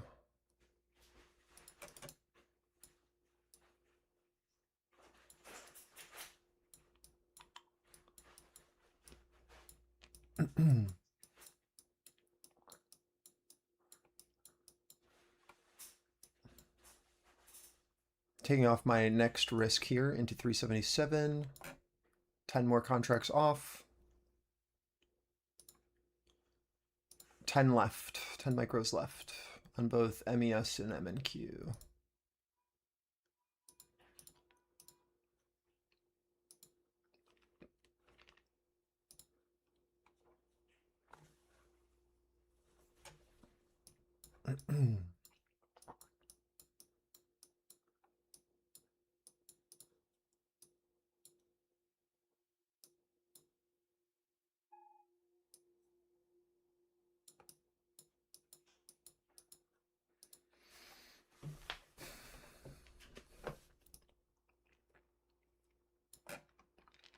Why does this not say?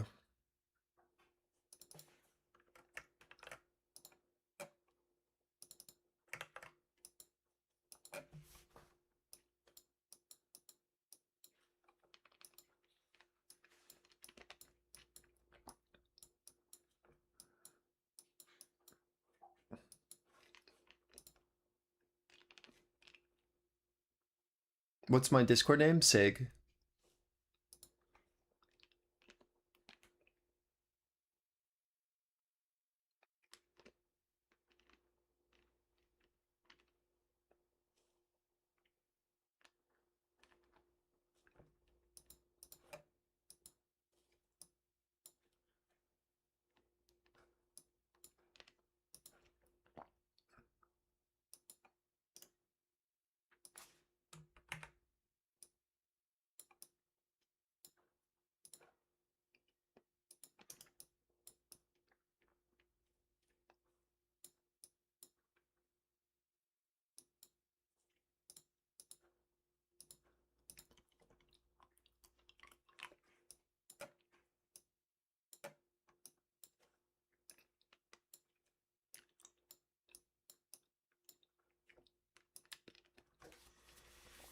Yeah, no problem, man.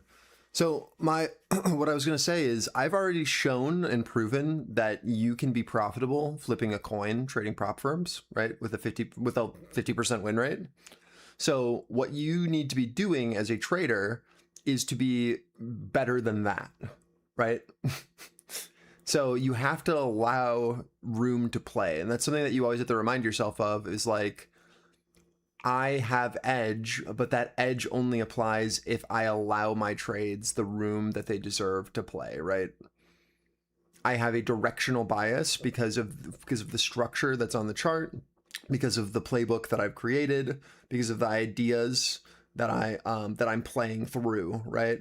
And that gives you higher than a 50% win rate. But that 50%, that needs the room for the trade to actually play. And that's something that I would remind yourself of, like, consistently, is like, I know that I can make money. Again, like, I've already done the full math. I've already broken it down for you of how you can make money by flipping a coin and not even looking at a chart, right?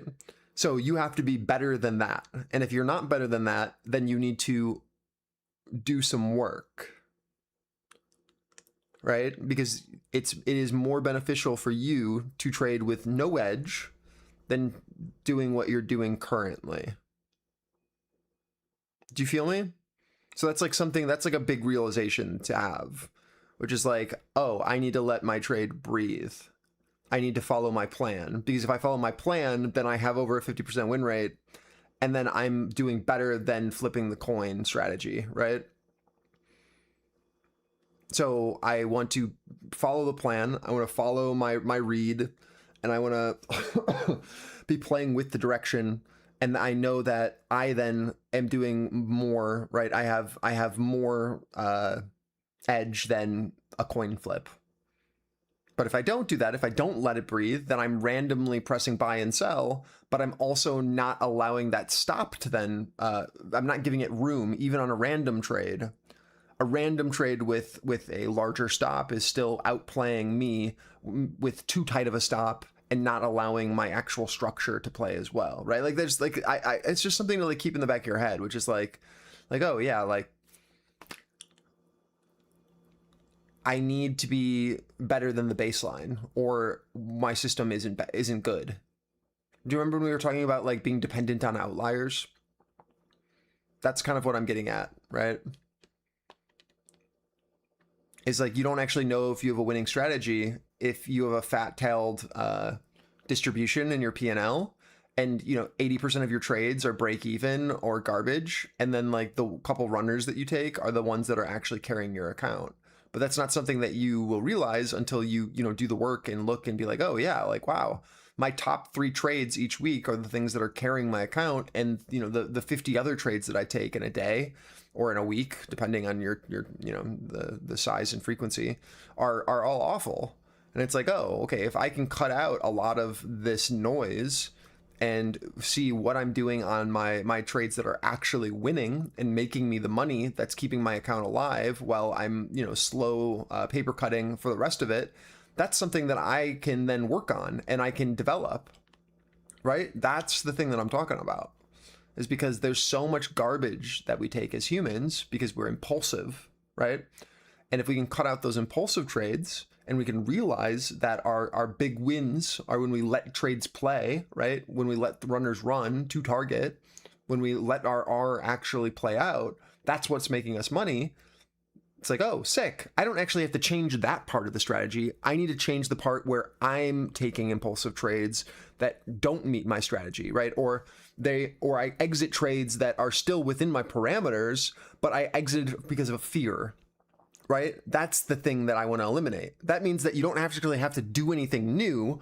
All you have to do is eliminate the bad input to be more profitable. And that's what I'm trying to get at, is like, the trades that are winning for you are the ones that you're actually following through on and have a plan. The ones that you're losing on and, chopping up your account or losing a lot of your profits from your larger winners that were fat-tailed, right? Is you just bleeding out from smaller paper cuts over and over again, where you're just trading discretionarily. So like always remind yourself like, oh yeah, like this has to be better than this other strategy, or I am randomly walking and I'm just getting lucky on my fat-tailed longs or shorts, right? And then everything else is just noise. So what is working on those legs comparatively, right? That's the thing we need to find out. What isn't working, what is working, and then let's eliminate the stuff that's causing you to slow bleed your account. Is it staying too late in the afternoon, right? Is it taking trades, re-entering trades that were winning already and you just didn't allow to play, right? There's lots of factors that can happen. It could be a mix of everything, right? It's never just one thing, but I know for a lot of you that like that's part of it, right? It's like overstaying or getting greedy, where it's like, oh, well, $1,000 wasn't enough today, $500 wasn't enough today, I'm now going to try to over leverage, and now I close the day negative, and I've been chasing to try to make it back, and now I blow up my account because I was up 500 and then I lost the 500 and I was negative 250. Instead of being like, wow, that sucks, that was stupid, you now try to make up for it, and now you're oversizing, and now you've blown up your prop account because you're revenge trading, because your ego is getting in the way. Right? So it's like we can eliminate those things, and then again, like you already know what to do, right? We just have to eliminate the bad human input. And that's why the journaling aspect is so important in the beginning, because that's what's going to fast track you on what your mistakes are, right? If you don't journal, if you don't analyze, right? Yeah, it doesn't even have to be a full journal. You just have to literally look at your fucking losses.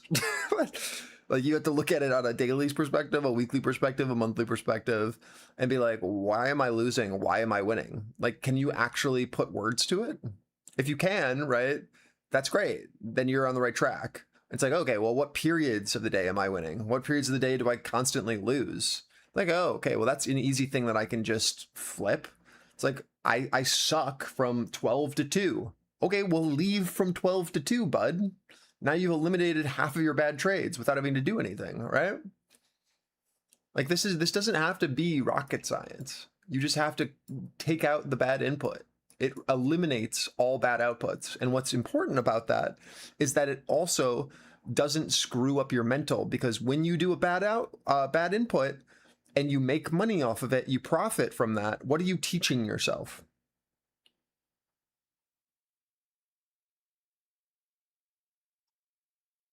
You're rewarding yourself for shit, right?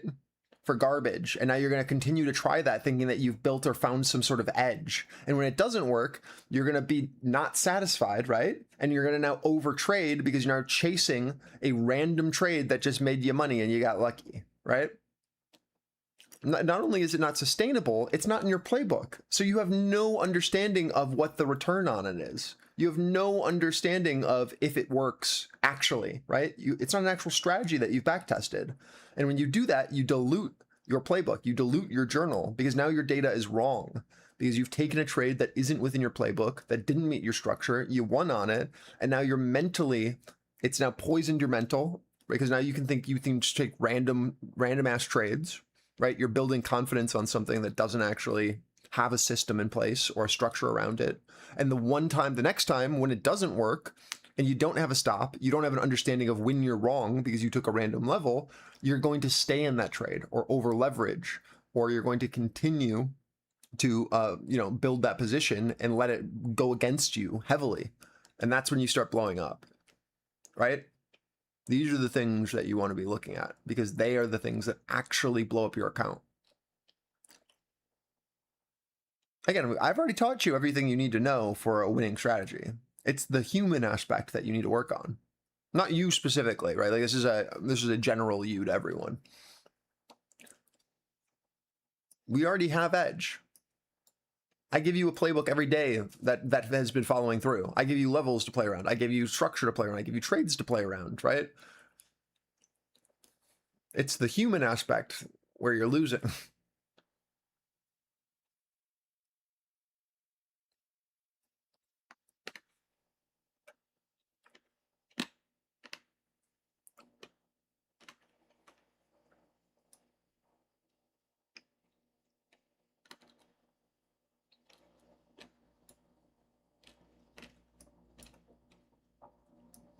I don't know how much longer I'm actually going to stay today.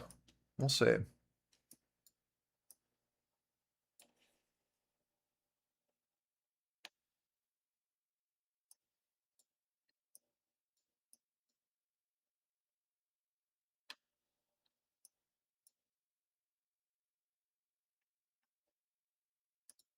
I'm like really up. I'm definitely not playing FOMC today. Just FYI. We are mooning. There's no reason for me to stay for that nonsense.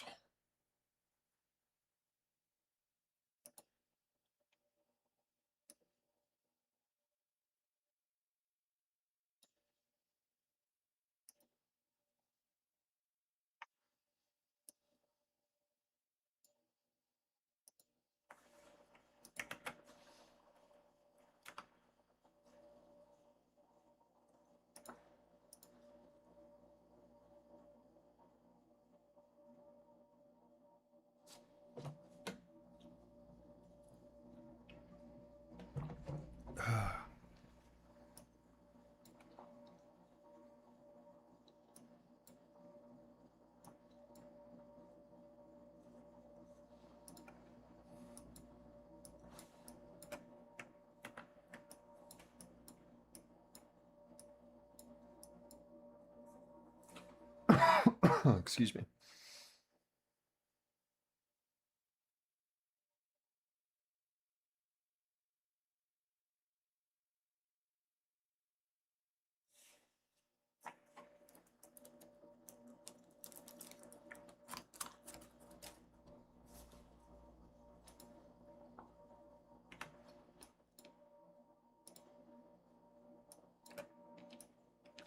Oops.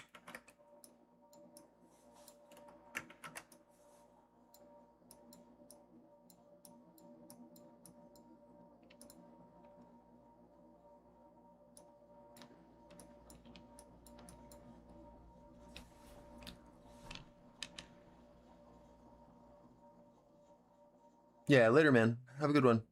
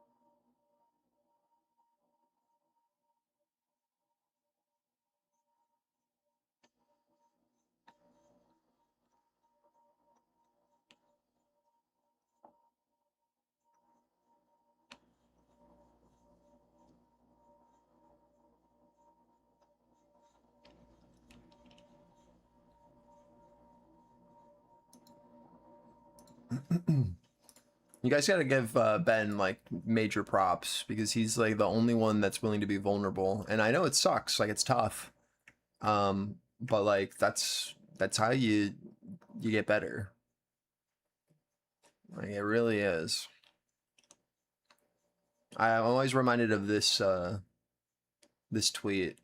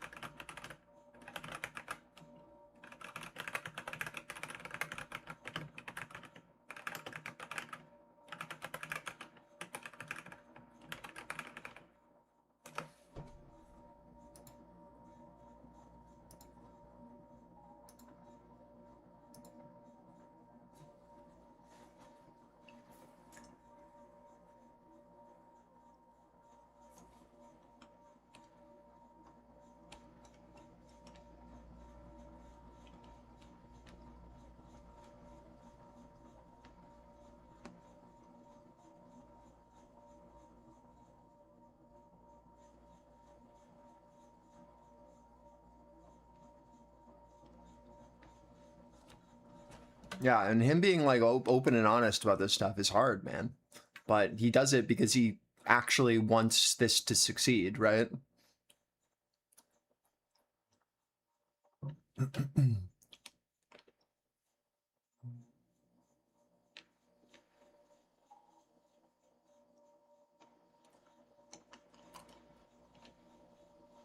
What's up, Jason?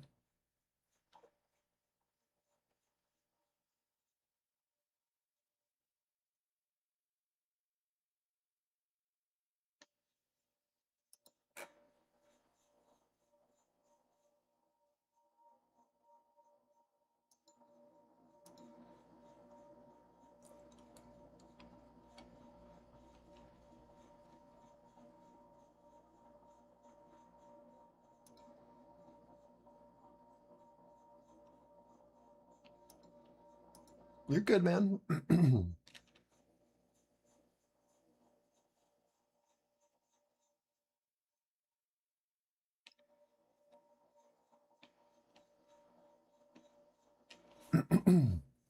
Huge push from our 377 target, popping back up. Just recovered value here. We're gonna need to watch to see where this finds resistance. There's a buyer trying here at 510s on NQ. What I want to see is, are these guys going to get stuffed, and can we get back below 475 from here, or is this now supportive? It is incredibly important for us to see these guys kind of get stuffed here like this if we're going to go back down, or we will sustain here and we're going to be then looking for a flip back up over 60. So just back to our sell, right, where we took our original short on this leg on NQ leading, right? ES a bit further down. We're still holding where we need structurally. Excuse me. But we want to watch to see where Russell's going to find this resistance. I don't really have a great level here for RTY until up at 25, 26. So right now we're just dependent on like the downtrend kind of persisting. And we're watching to see if this guy here, where we can see on the buyer, is going to get stuffed or not. So watching our reaction as we push into this. And again, is it going to trap? And then can we then keep that liquidity off sides after we look in and fail? And then can we get below these values here? That's the important question from that point, right? After we trap into this look. If we can, then we can then head down, trapping this liquidity and then looking for that reoffer for right the downtrend like this. But nothing's proven yet. So just keeping our eye on this. And watching this liquidity in these highs.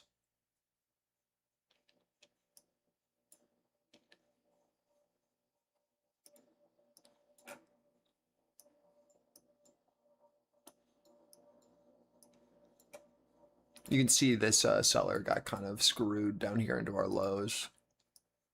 And then this buyer like really stepped on the gas to try to push us up.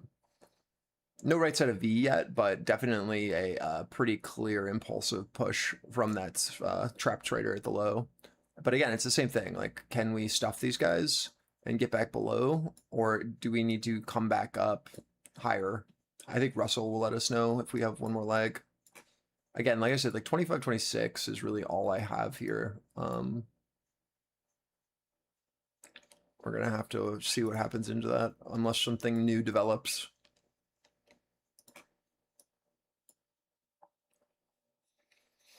I'll let you know if I see a new level or something worth trading around.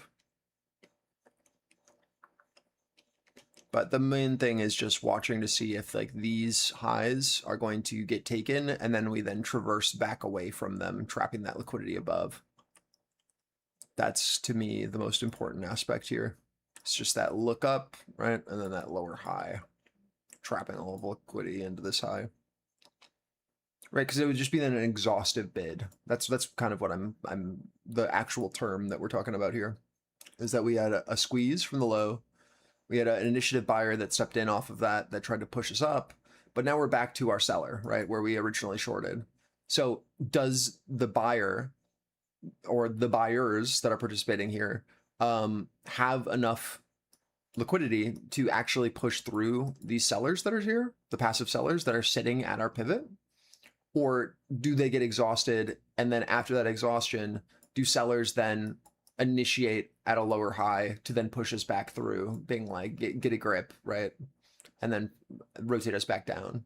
So this is a big area to let us know if this is going to be a shift or not, right? Are we going to exhaust buyers, or are we going to be able to trap sellers enough to then see a initiative buy above this, right? Our sell pivot that then is willing to hold to then rotate us back up. That's the question. Hopefully that makes sense. Yeah, exactly. And that's the catalyst, is going to be our new 15, which happens in 1 minute.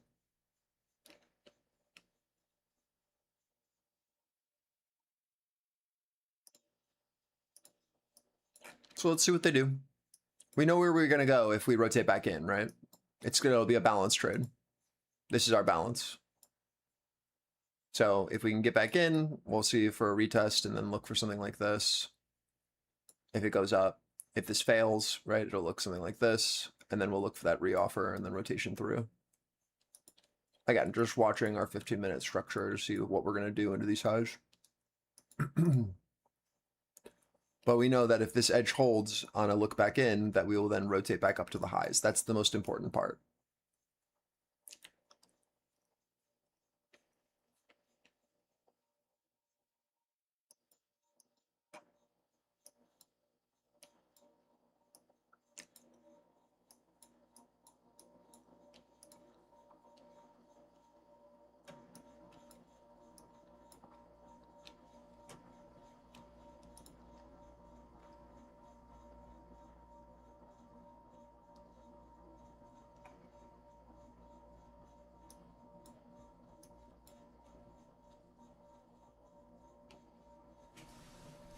New 15s have opened, opening at POC, previous candle.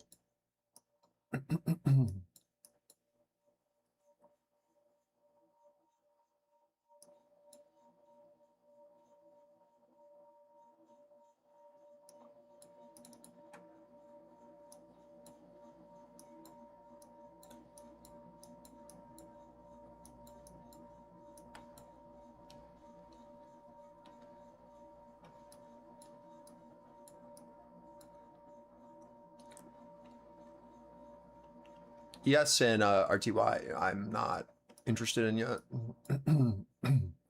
Just back to our original short entry. I would need to see this flip and hold for more. My concern right now is that Russell's going to get to our pivot, lose all momentum with ES failing to actually sustain above.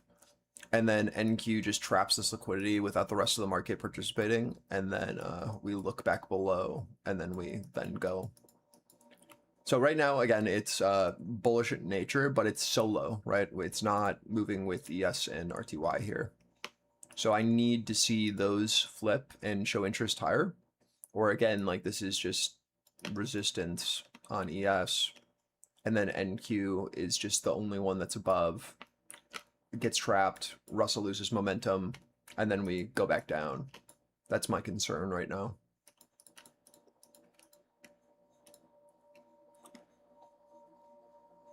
So I really want to see this flag it out, shows that it wants to sustain here, and then head to target with ES getting back over, and then Russell showing interest up into these highs. If Russell loses momentum, this trade's donezo.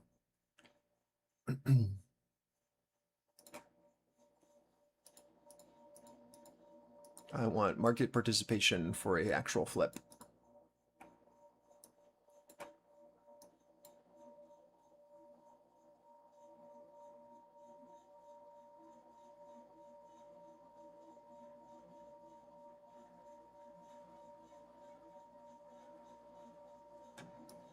Coming into POC of our previous candle here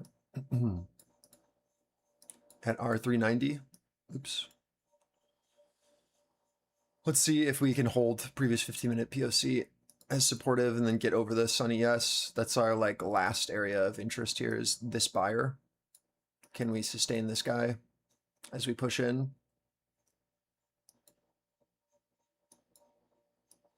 and then get above this? Or are we going to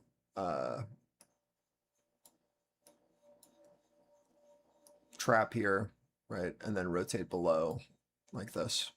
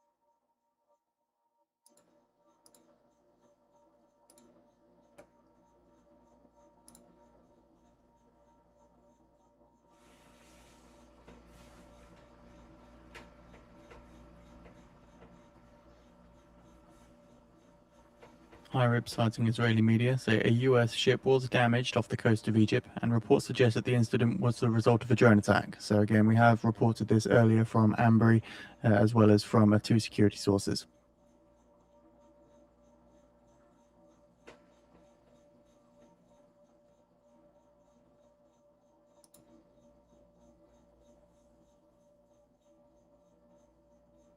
This retest is going to be really important to let us know if sell side's serious here on NQ on the reoffer of 530.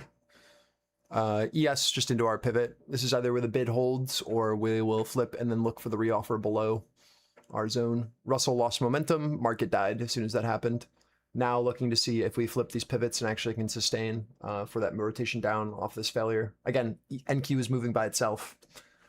I can't justify a long trade if ES and RTY are just going to reject into our pivot and then lose momentum and then the market dies.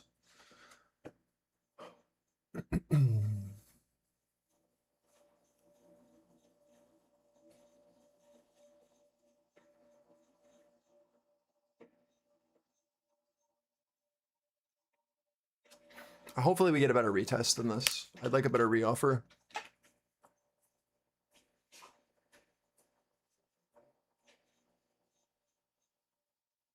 OpenAI CEO Altman discusses a new AI model with US lawmakers, expresses support for AI safety bills and gives no details though.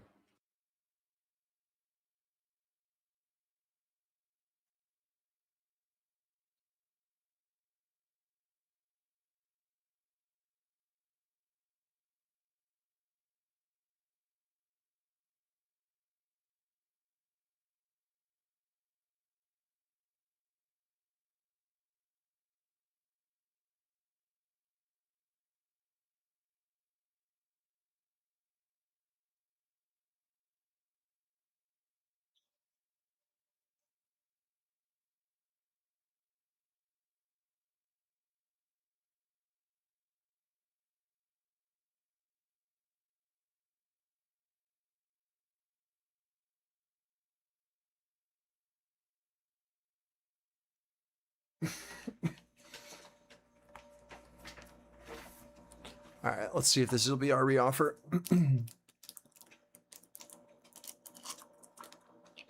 So far, size being taken into this 520.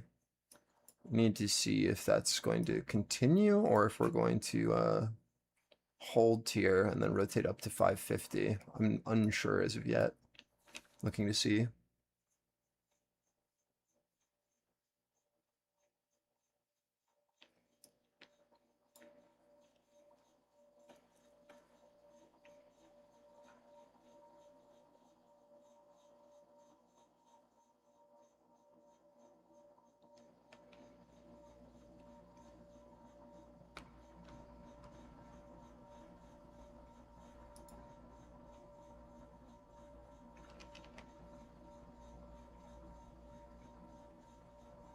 NQ DOM is incredibly thin, but 520, very clear level there.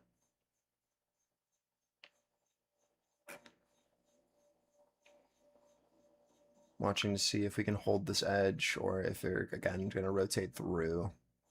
This is like the only area where I see anything here on NQ short term.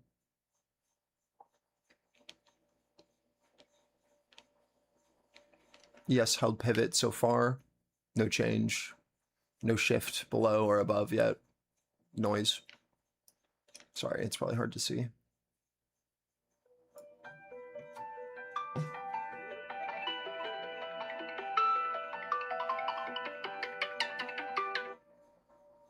What?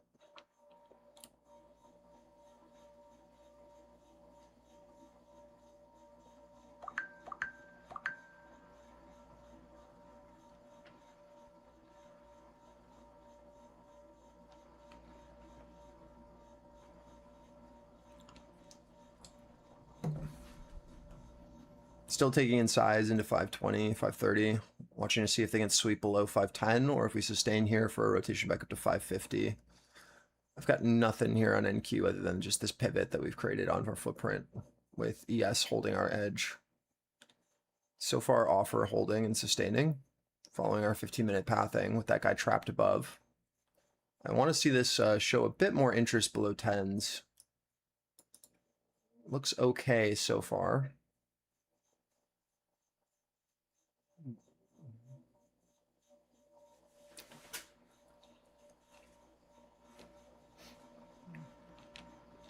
It might just be like too thin to actually have a good read here.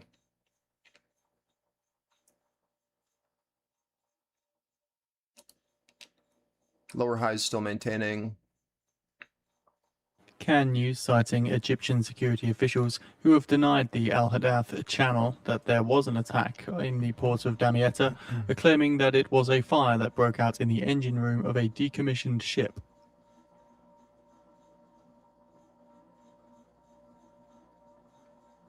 So again, this is in conflict to the Ambri Security Company reports that a US-owned and operated LNG floating storage facility was struck by at least one UAV. So again, Egyptian security officials are denying this, claiming that it was a fire that broke out in the engine room of a decommissioned ship. It's a very different story.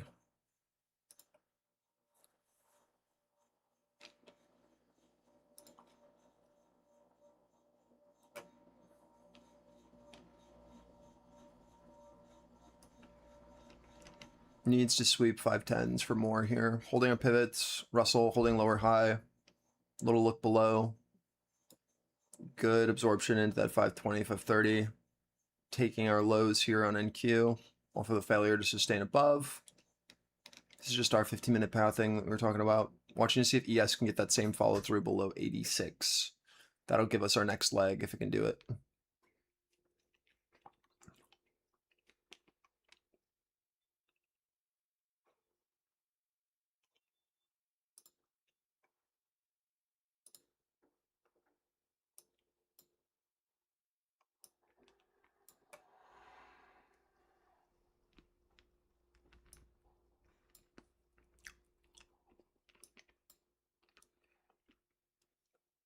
I really got to move this down.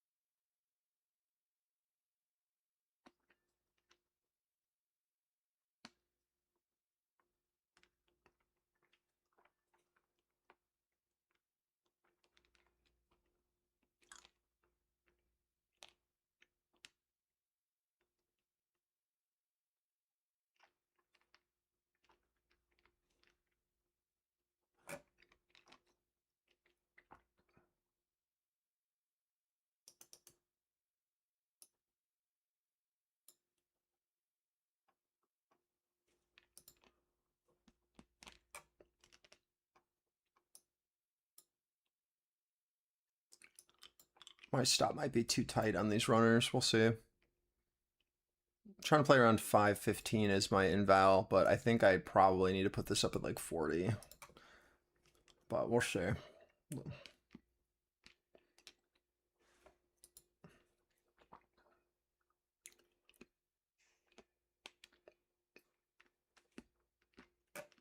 Retesting 5.10s here. New 15's opening. I'm really trying to play off of this 5.10 as our offer. My stop might be too tight.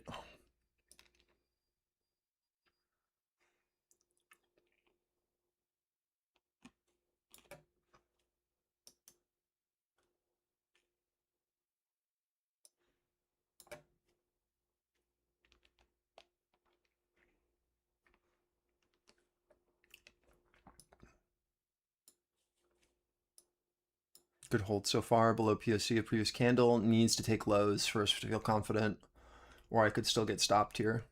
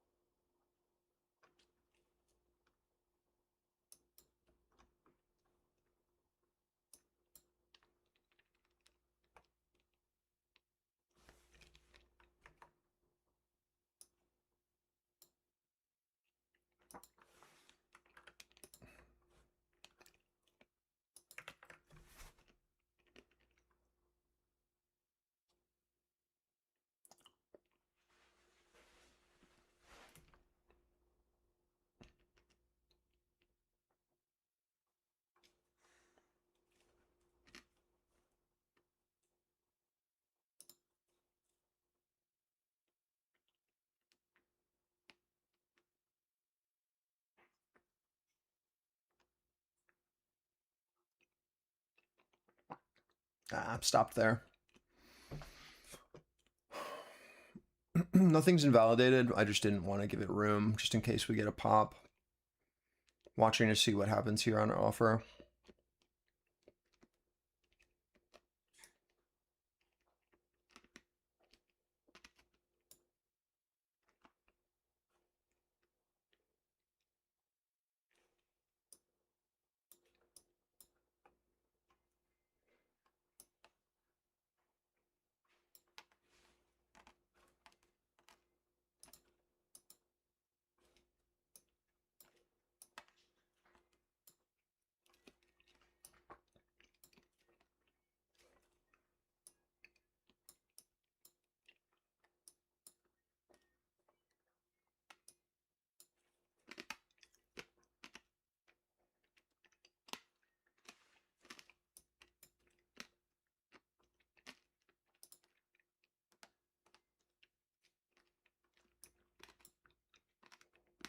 Back to our absorption from before. If we flip 50 in bid, I'm probably going to go long.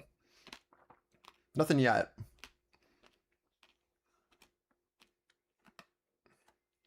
But this is a really nice low so far. We're just into our sell side here. But if we can show interest, then there's might be something here. Where we'll have a 3-bar in nature. And then we're looking for bids to be like this. Off of the hold of our value low here. So just keeping an eye on it. Again, this is just our seller here. And this guy's offsides above. But I need to see a much better sell at our lows for me to feel comfy in this now. Or I am going to be a bit worried.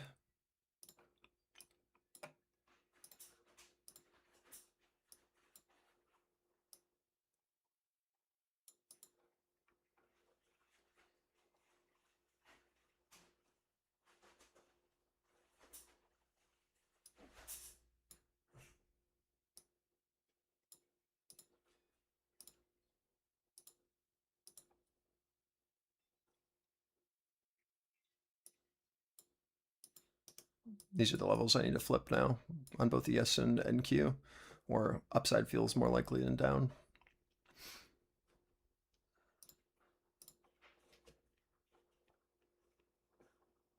Watching as I push into 50 here.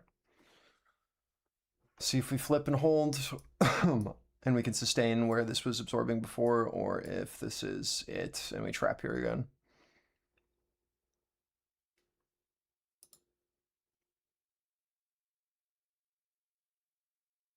In 10,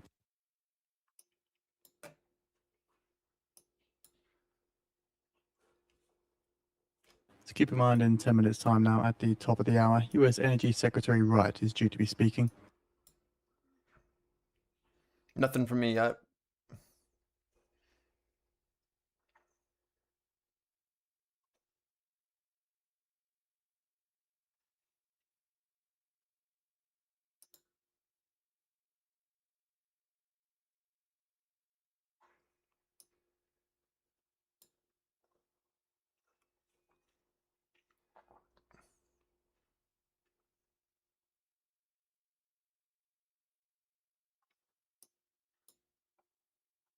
Like, I really think we have room to 610 here if we can sustain this.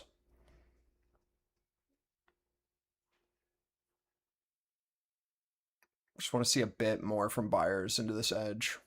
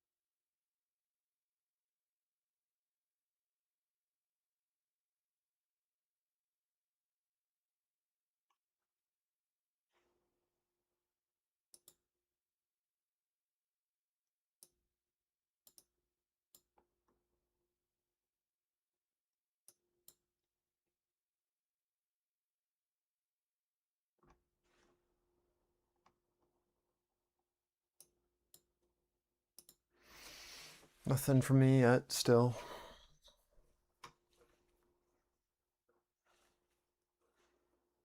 This 530 bid was good. Need to see us take highs though.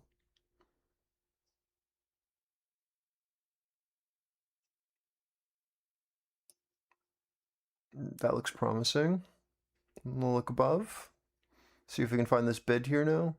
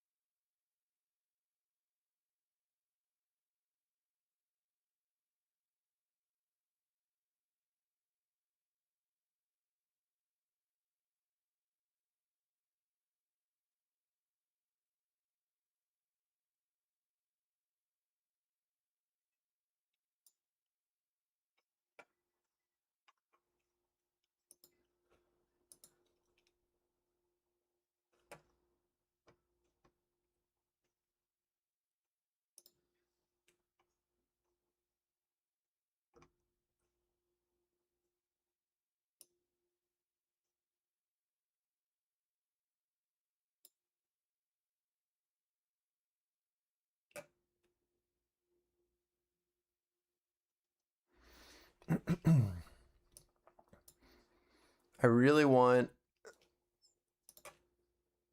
a pullback to 50 and then a retest into this with that is our stop, and then a push to 610 if it's gonna go. Something like that.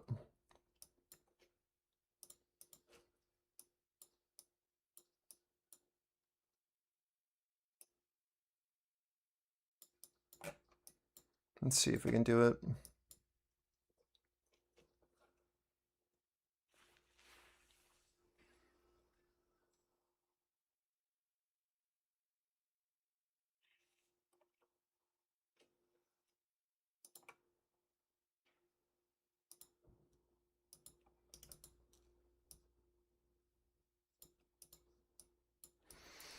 This has to be incredibly reflexive here, or it's GG's.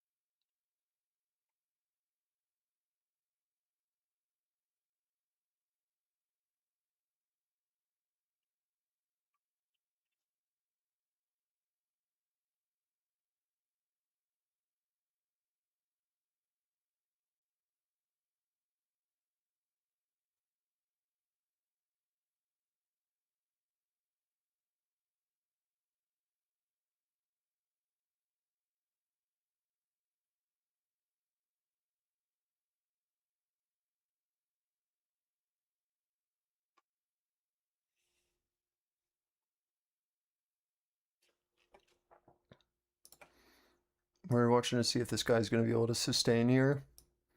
Again, for that rotation to 610, or if this is going to trap and then offer and then rotate down. I really want to see this successfully sustain here for at least a move to this. That's what I'm watching right now.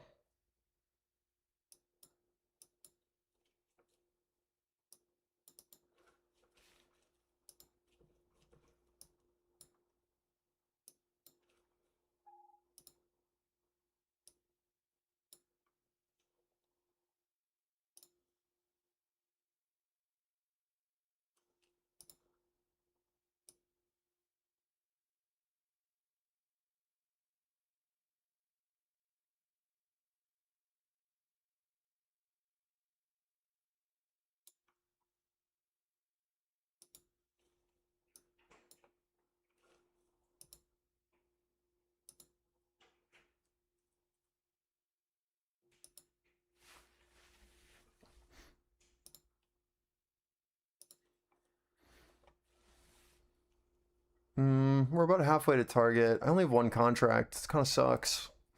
Like, do I take the 600 profit or...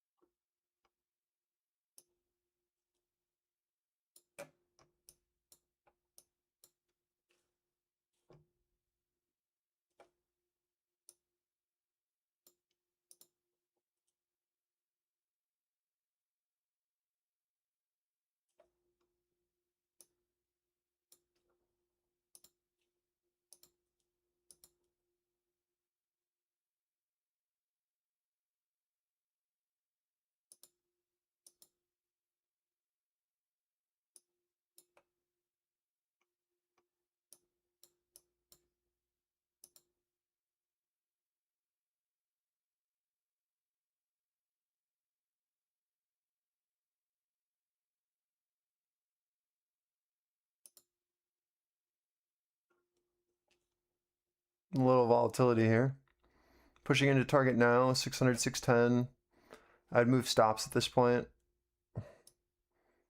Should be break even at least. Barack Ravid from Channel 12 News says senior official from one of the mediating nations says that the one making the decisions is the commander of the Revolutionary Guards of Iran.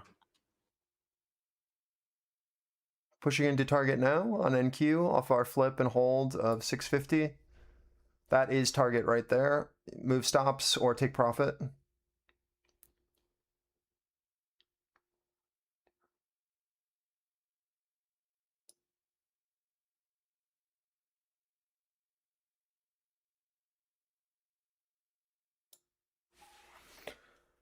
I had to fully close. I only had one contract, but that's it from me there.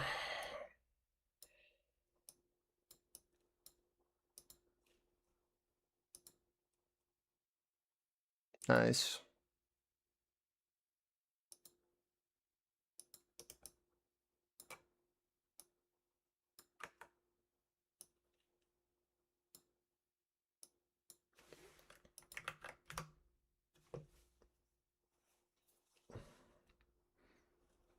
We could definitely get some continuation here with ES holding above now, our POC in new 15's opening.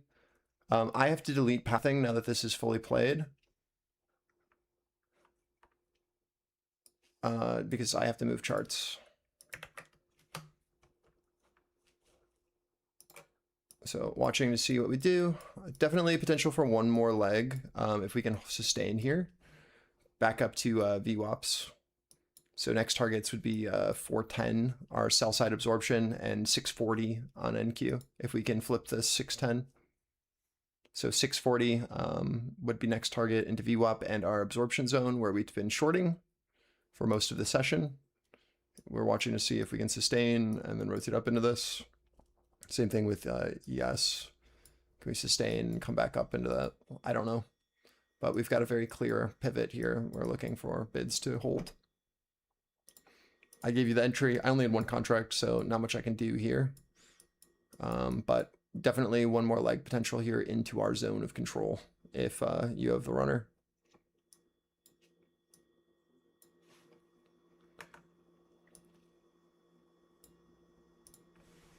This is just my trade so that you can see me getting stopped out at the lows and then taking the long on flip.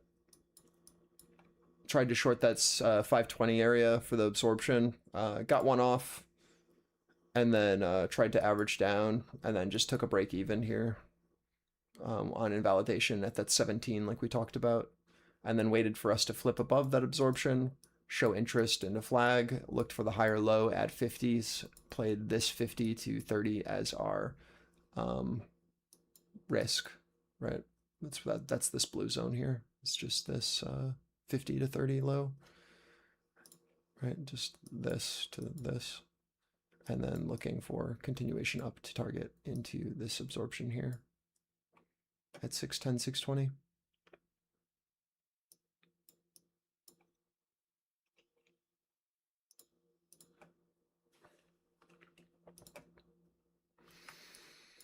And then again, VWAP and like ETH low are potentially a secondary target. I just don't have the capacity for it. I only had one.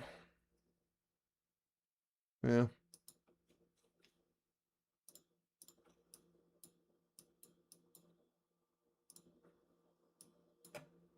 But expecting really anything more than this, it just kind of feels like a fool's errand. So you can try to hold. Maybe we get more.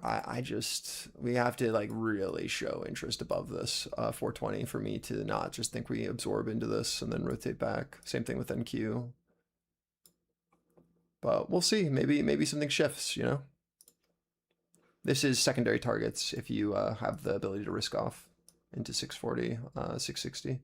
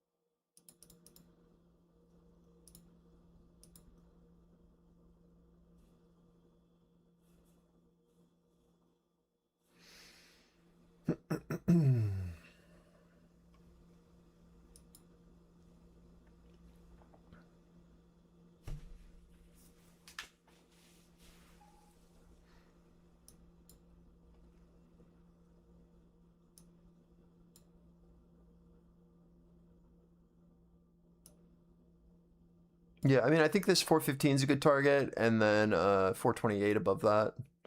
But yeah, do what you want with it. I have one ES runner here. I'm deciding if I want to close. I think I want to close. I don't want to be here for FOMC, and if I don't close, then I'm going to watch FOMC, and then I'm here for the full session. I don't know, man.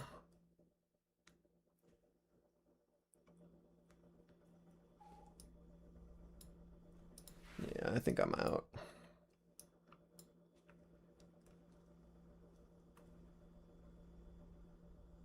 Yeah, leave and be happy. True.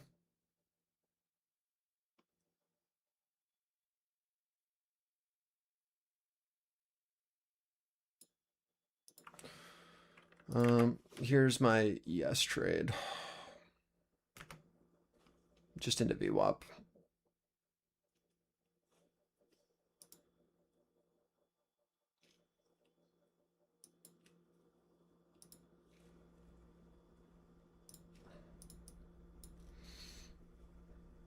Yeah.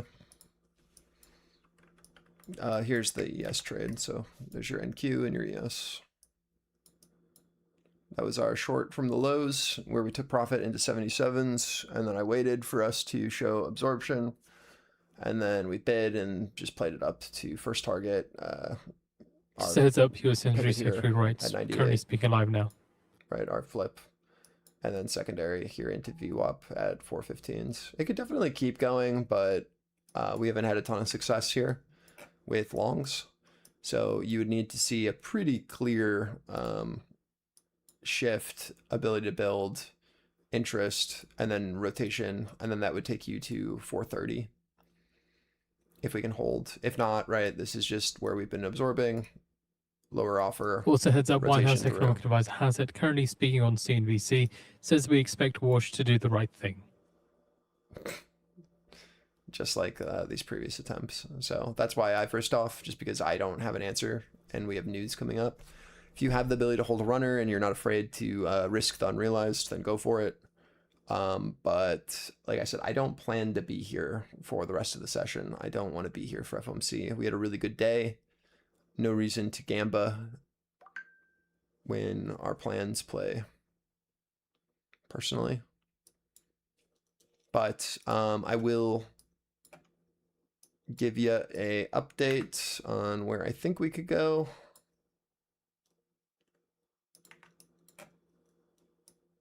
So we have posted out the video of Bloomberg TV on the feed for you to watch. Chris Secretary Wright, Chris Wright, the Energy Secretary for the US, on the feed.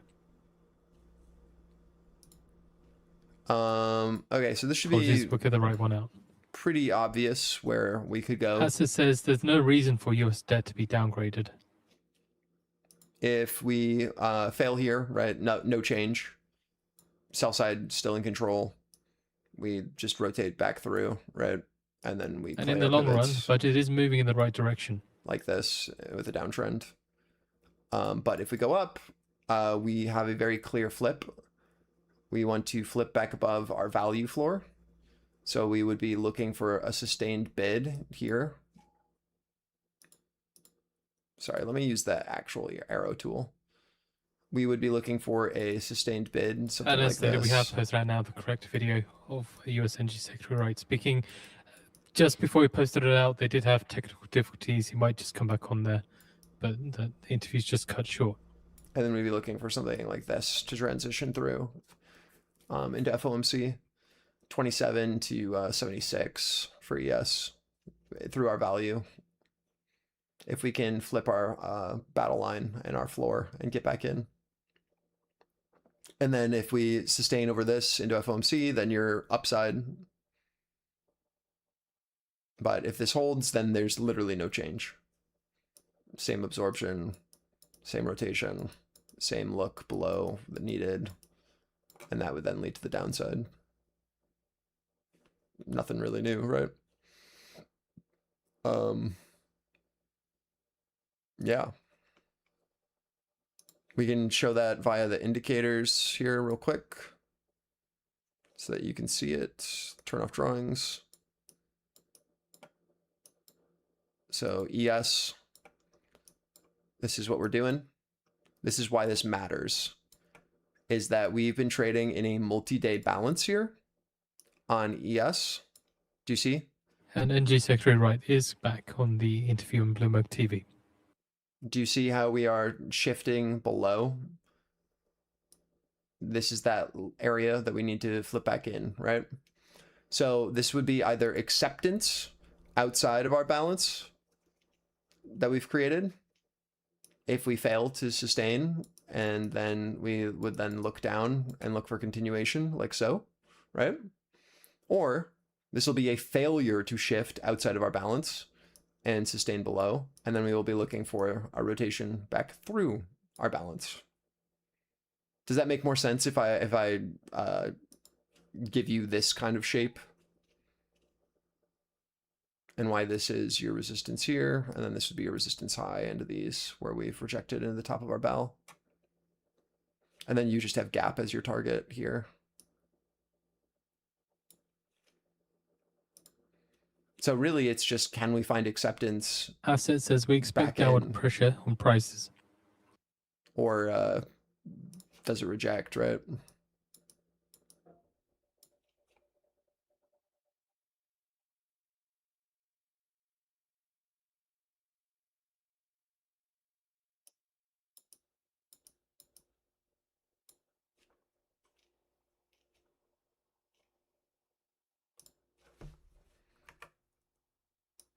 Any questions about that, or does that make sense?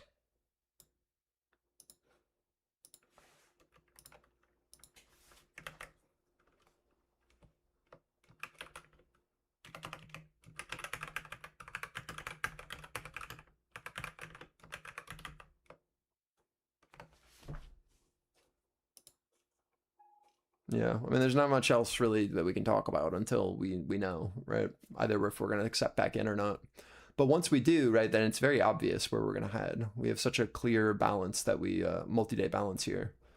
So this is like the first look below and attempt to sustain outside of it. So if it holds, right, then we have something. If not, then you just rotate through until we find acceptance on the other side. That's kind of it. For NQ, it's a bit different. So just pay attention to the shape that we just highlighted. Again, this is that multi-day balance that we have on ES, right? Now let's go look at NQ. It is a very different structure. What do we see on NQ?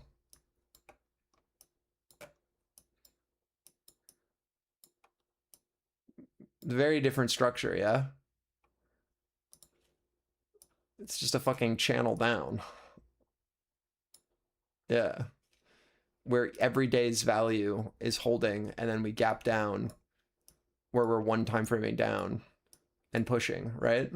So it's a very different structure compared to ES. So I think ES is going to be the logical thing to play around to let us know if we're going to be changing our That concludes comments from Hassett on CNBC. Our kind of vibe into FOMC. This ceiling here is the end of your one time framing down at 178. This is an incredibly important level for NQ because we had such a clear downtrend and we have such clear value breaks from day to day, right? Every day has been a rejection of, yes, the day before's POC to value high, right? POC to value high, holding this resistance there. And then this is actually just a value low hold. But next day, POC to value, we open, we fail, we continue down, right? And then it's just a continuation of value. So we have these major pivots where we're holding yesterday's value structure or rotating through it and then failing to break out of it, right? So what we're watching for is, can we show interest above this POC to value? That's going to be the question. Our first real clue is going to be, can we get back into yesterday's value, right? That's that pushback into our value low edge here. So that's going to be our first real test. Right now, what are we doing? We're trying to find acceptance outside of today's value high. So for NQ specifically, the first real test is going to be, can we flip this VWAP and show a sustained bid above our value high, which is what we're attempting to do right now. If we can do that, we're going to be looking for a pop to like 865-ish, and then a retest of this value low. And then we'll look for a attempt to get back into our value, right? And then we'll watch to see if we look above and fail here, above value high. But right, again, like you're just looking to traverse yesterday's value.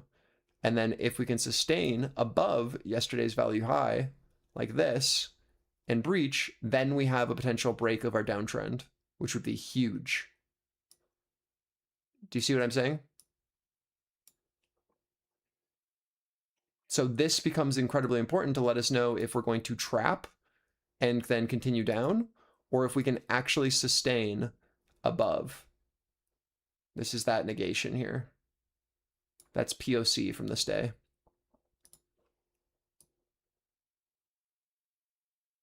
So this becomes an incredibly important level to let us know if we're going to be able to bid here for that upside, and then we can start to target our upper targets, which would just be then like this 500, right? This is that 472, which is this POC to value high. So that's your first target, and then we can target these highs up here. But literally all we're looking for into FOMC is, can we get back into our value rotation? Can we find acceptance into yesterday's value, right? That's the main battle here. And if we can, then we can look up. If we continue to fail, we have a very clear structure of where that failure is going to occur. Every single day is kind of played the exact same way, right?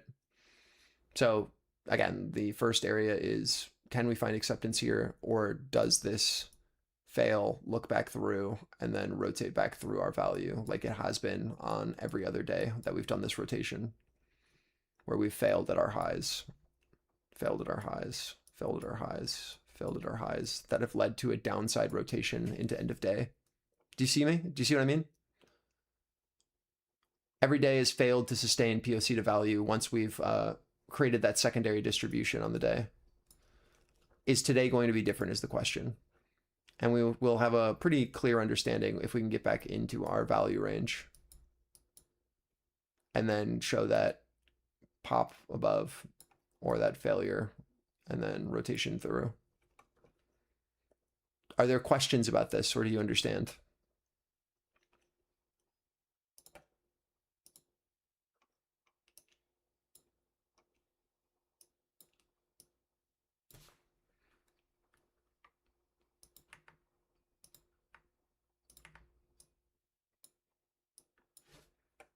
NG Secretary Wright says 13 million barrels a day of oil are leaving the Gulf region over the past week. So again, 13 million barrels a day of oil are leaving the Gulf region over the past week.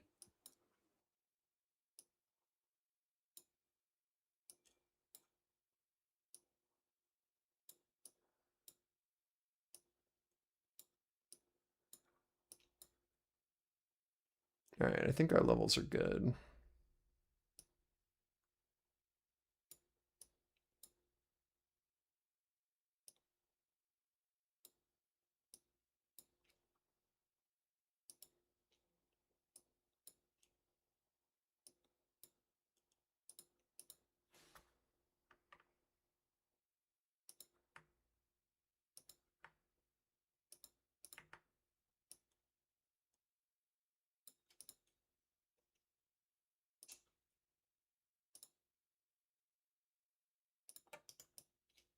Wait, why is our...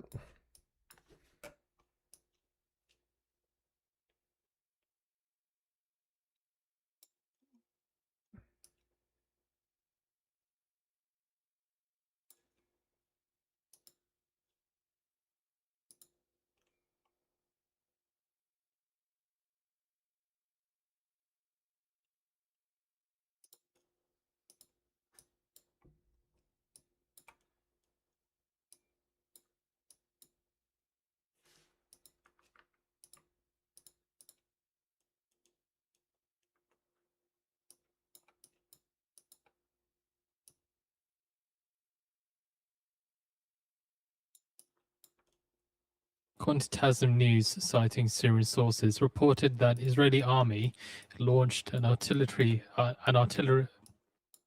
They launched an artillery attack on the area around the town of Abdeen in the Yamok Basin region near the province of Dara.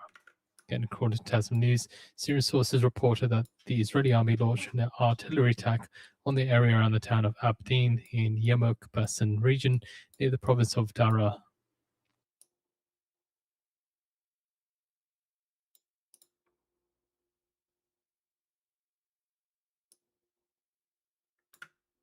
Energy Secretary Wright, in regards to the 30 million barrels of oil leaving Gulf region over the past week, says half of that oil is flowing through pipelines. And SPI is a long way from operational minimum.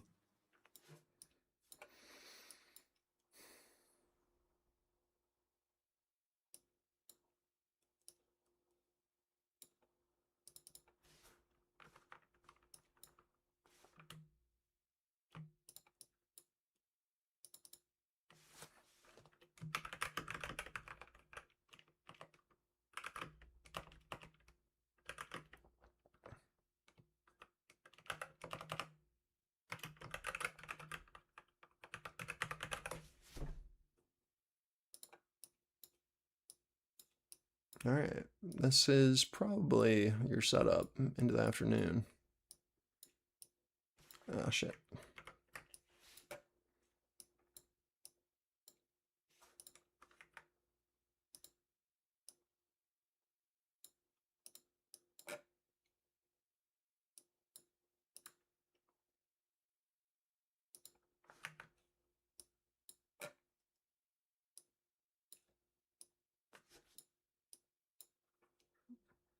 So short term, So reminder, in again, about 9 minutes time, or 8 minutes time, we get the Bank of Canada meeting minutes. we're just looking to see if we can hold this absorption where we flipped. And we are watching to see if we can get back into yesterday's value structure and if this holds this resistance, or if we can then sustain above and rotate up through. If we can, awesome. Great. This is your big upside. This failures here will result in just like a chop and then a bid like this. Probably. That'd be my assumption. And we either then flip this and then rotate back through or hold.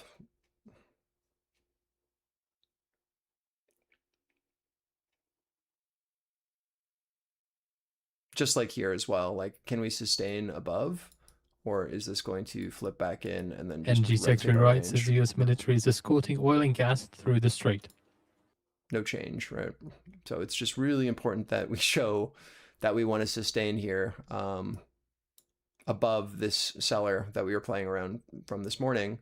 Because if we can, then again, we can then rotate up to at least the top of this downside channel that we're in and have been traveling in. That allows us, right, to then have at least an upside to here if we can sustain this. And then again, if we can get acceptance in, then it's just this rotation from here to here.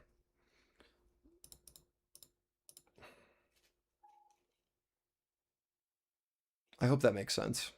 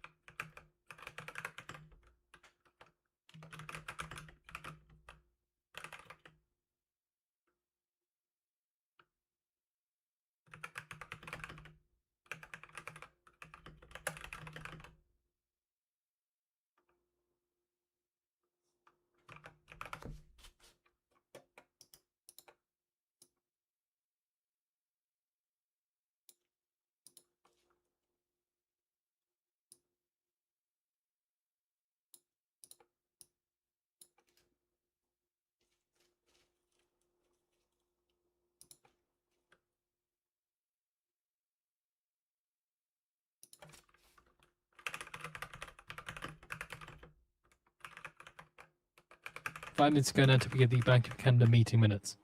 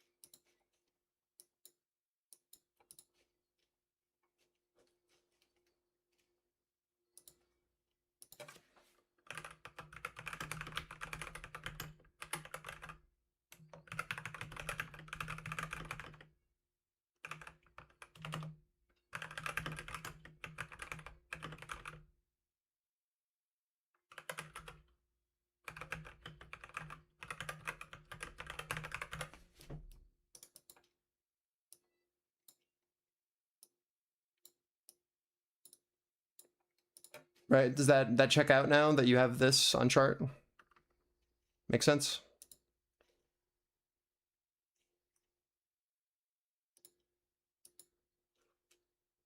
Concludes comments from NG Secretary Wright.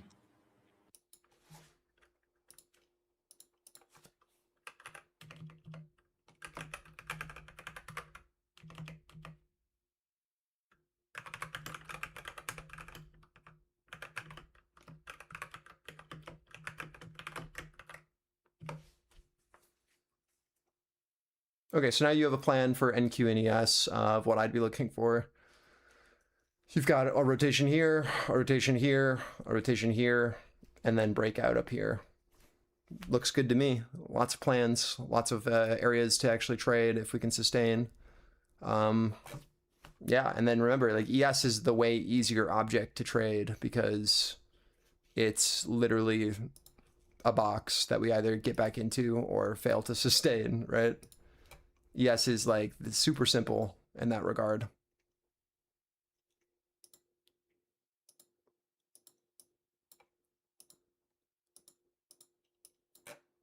We either, again, are able to get back in and then we rotate through our value, or our value low holds, right, of our overall balance, which is, again, this, and then we just rotate through today's structure and then continue downward.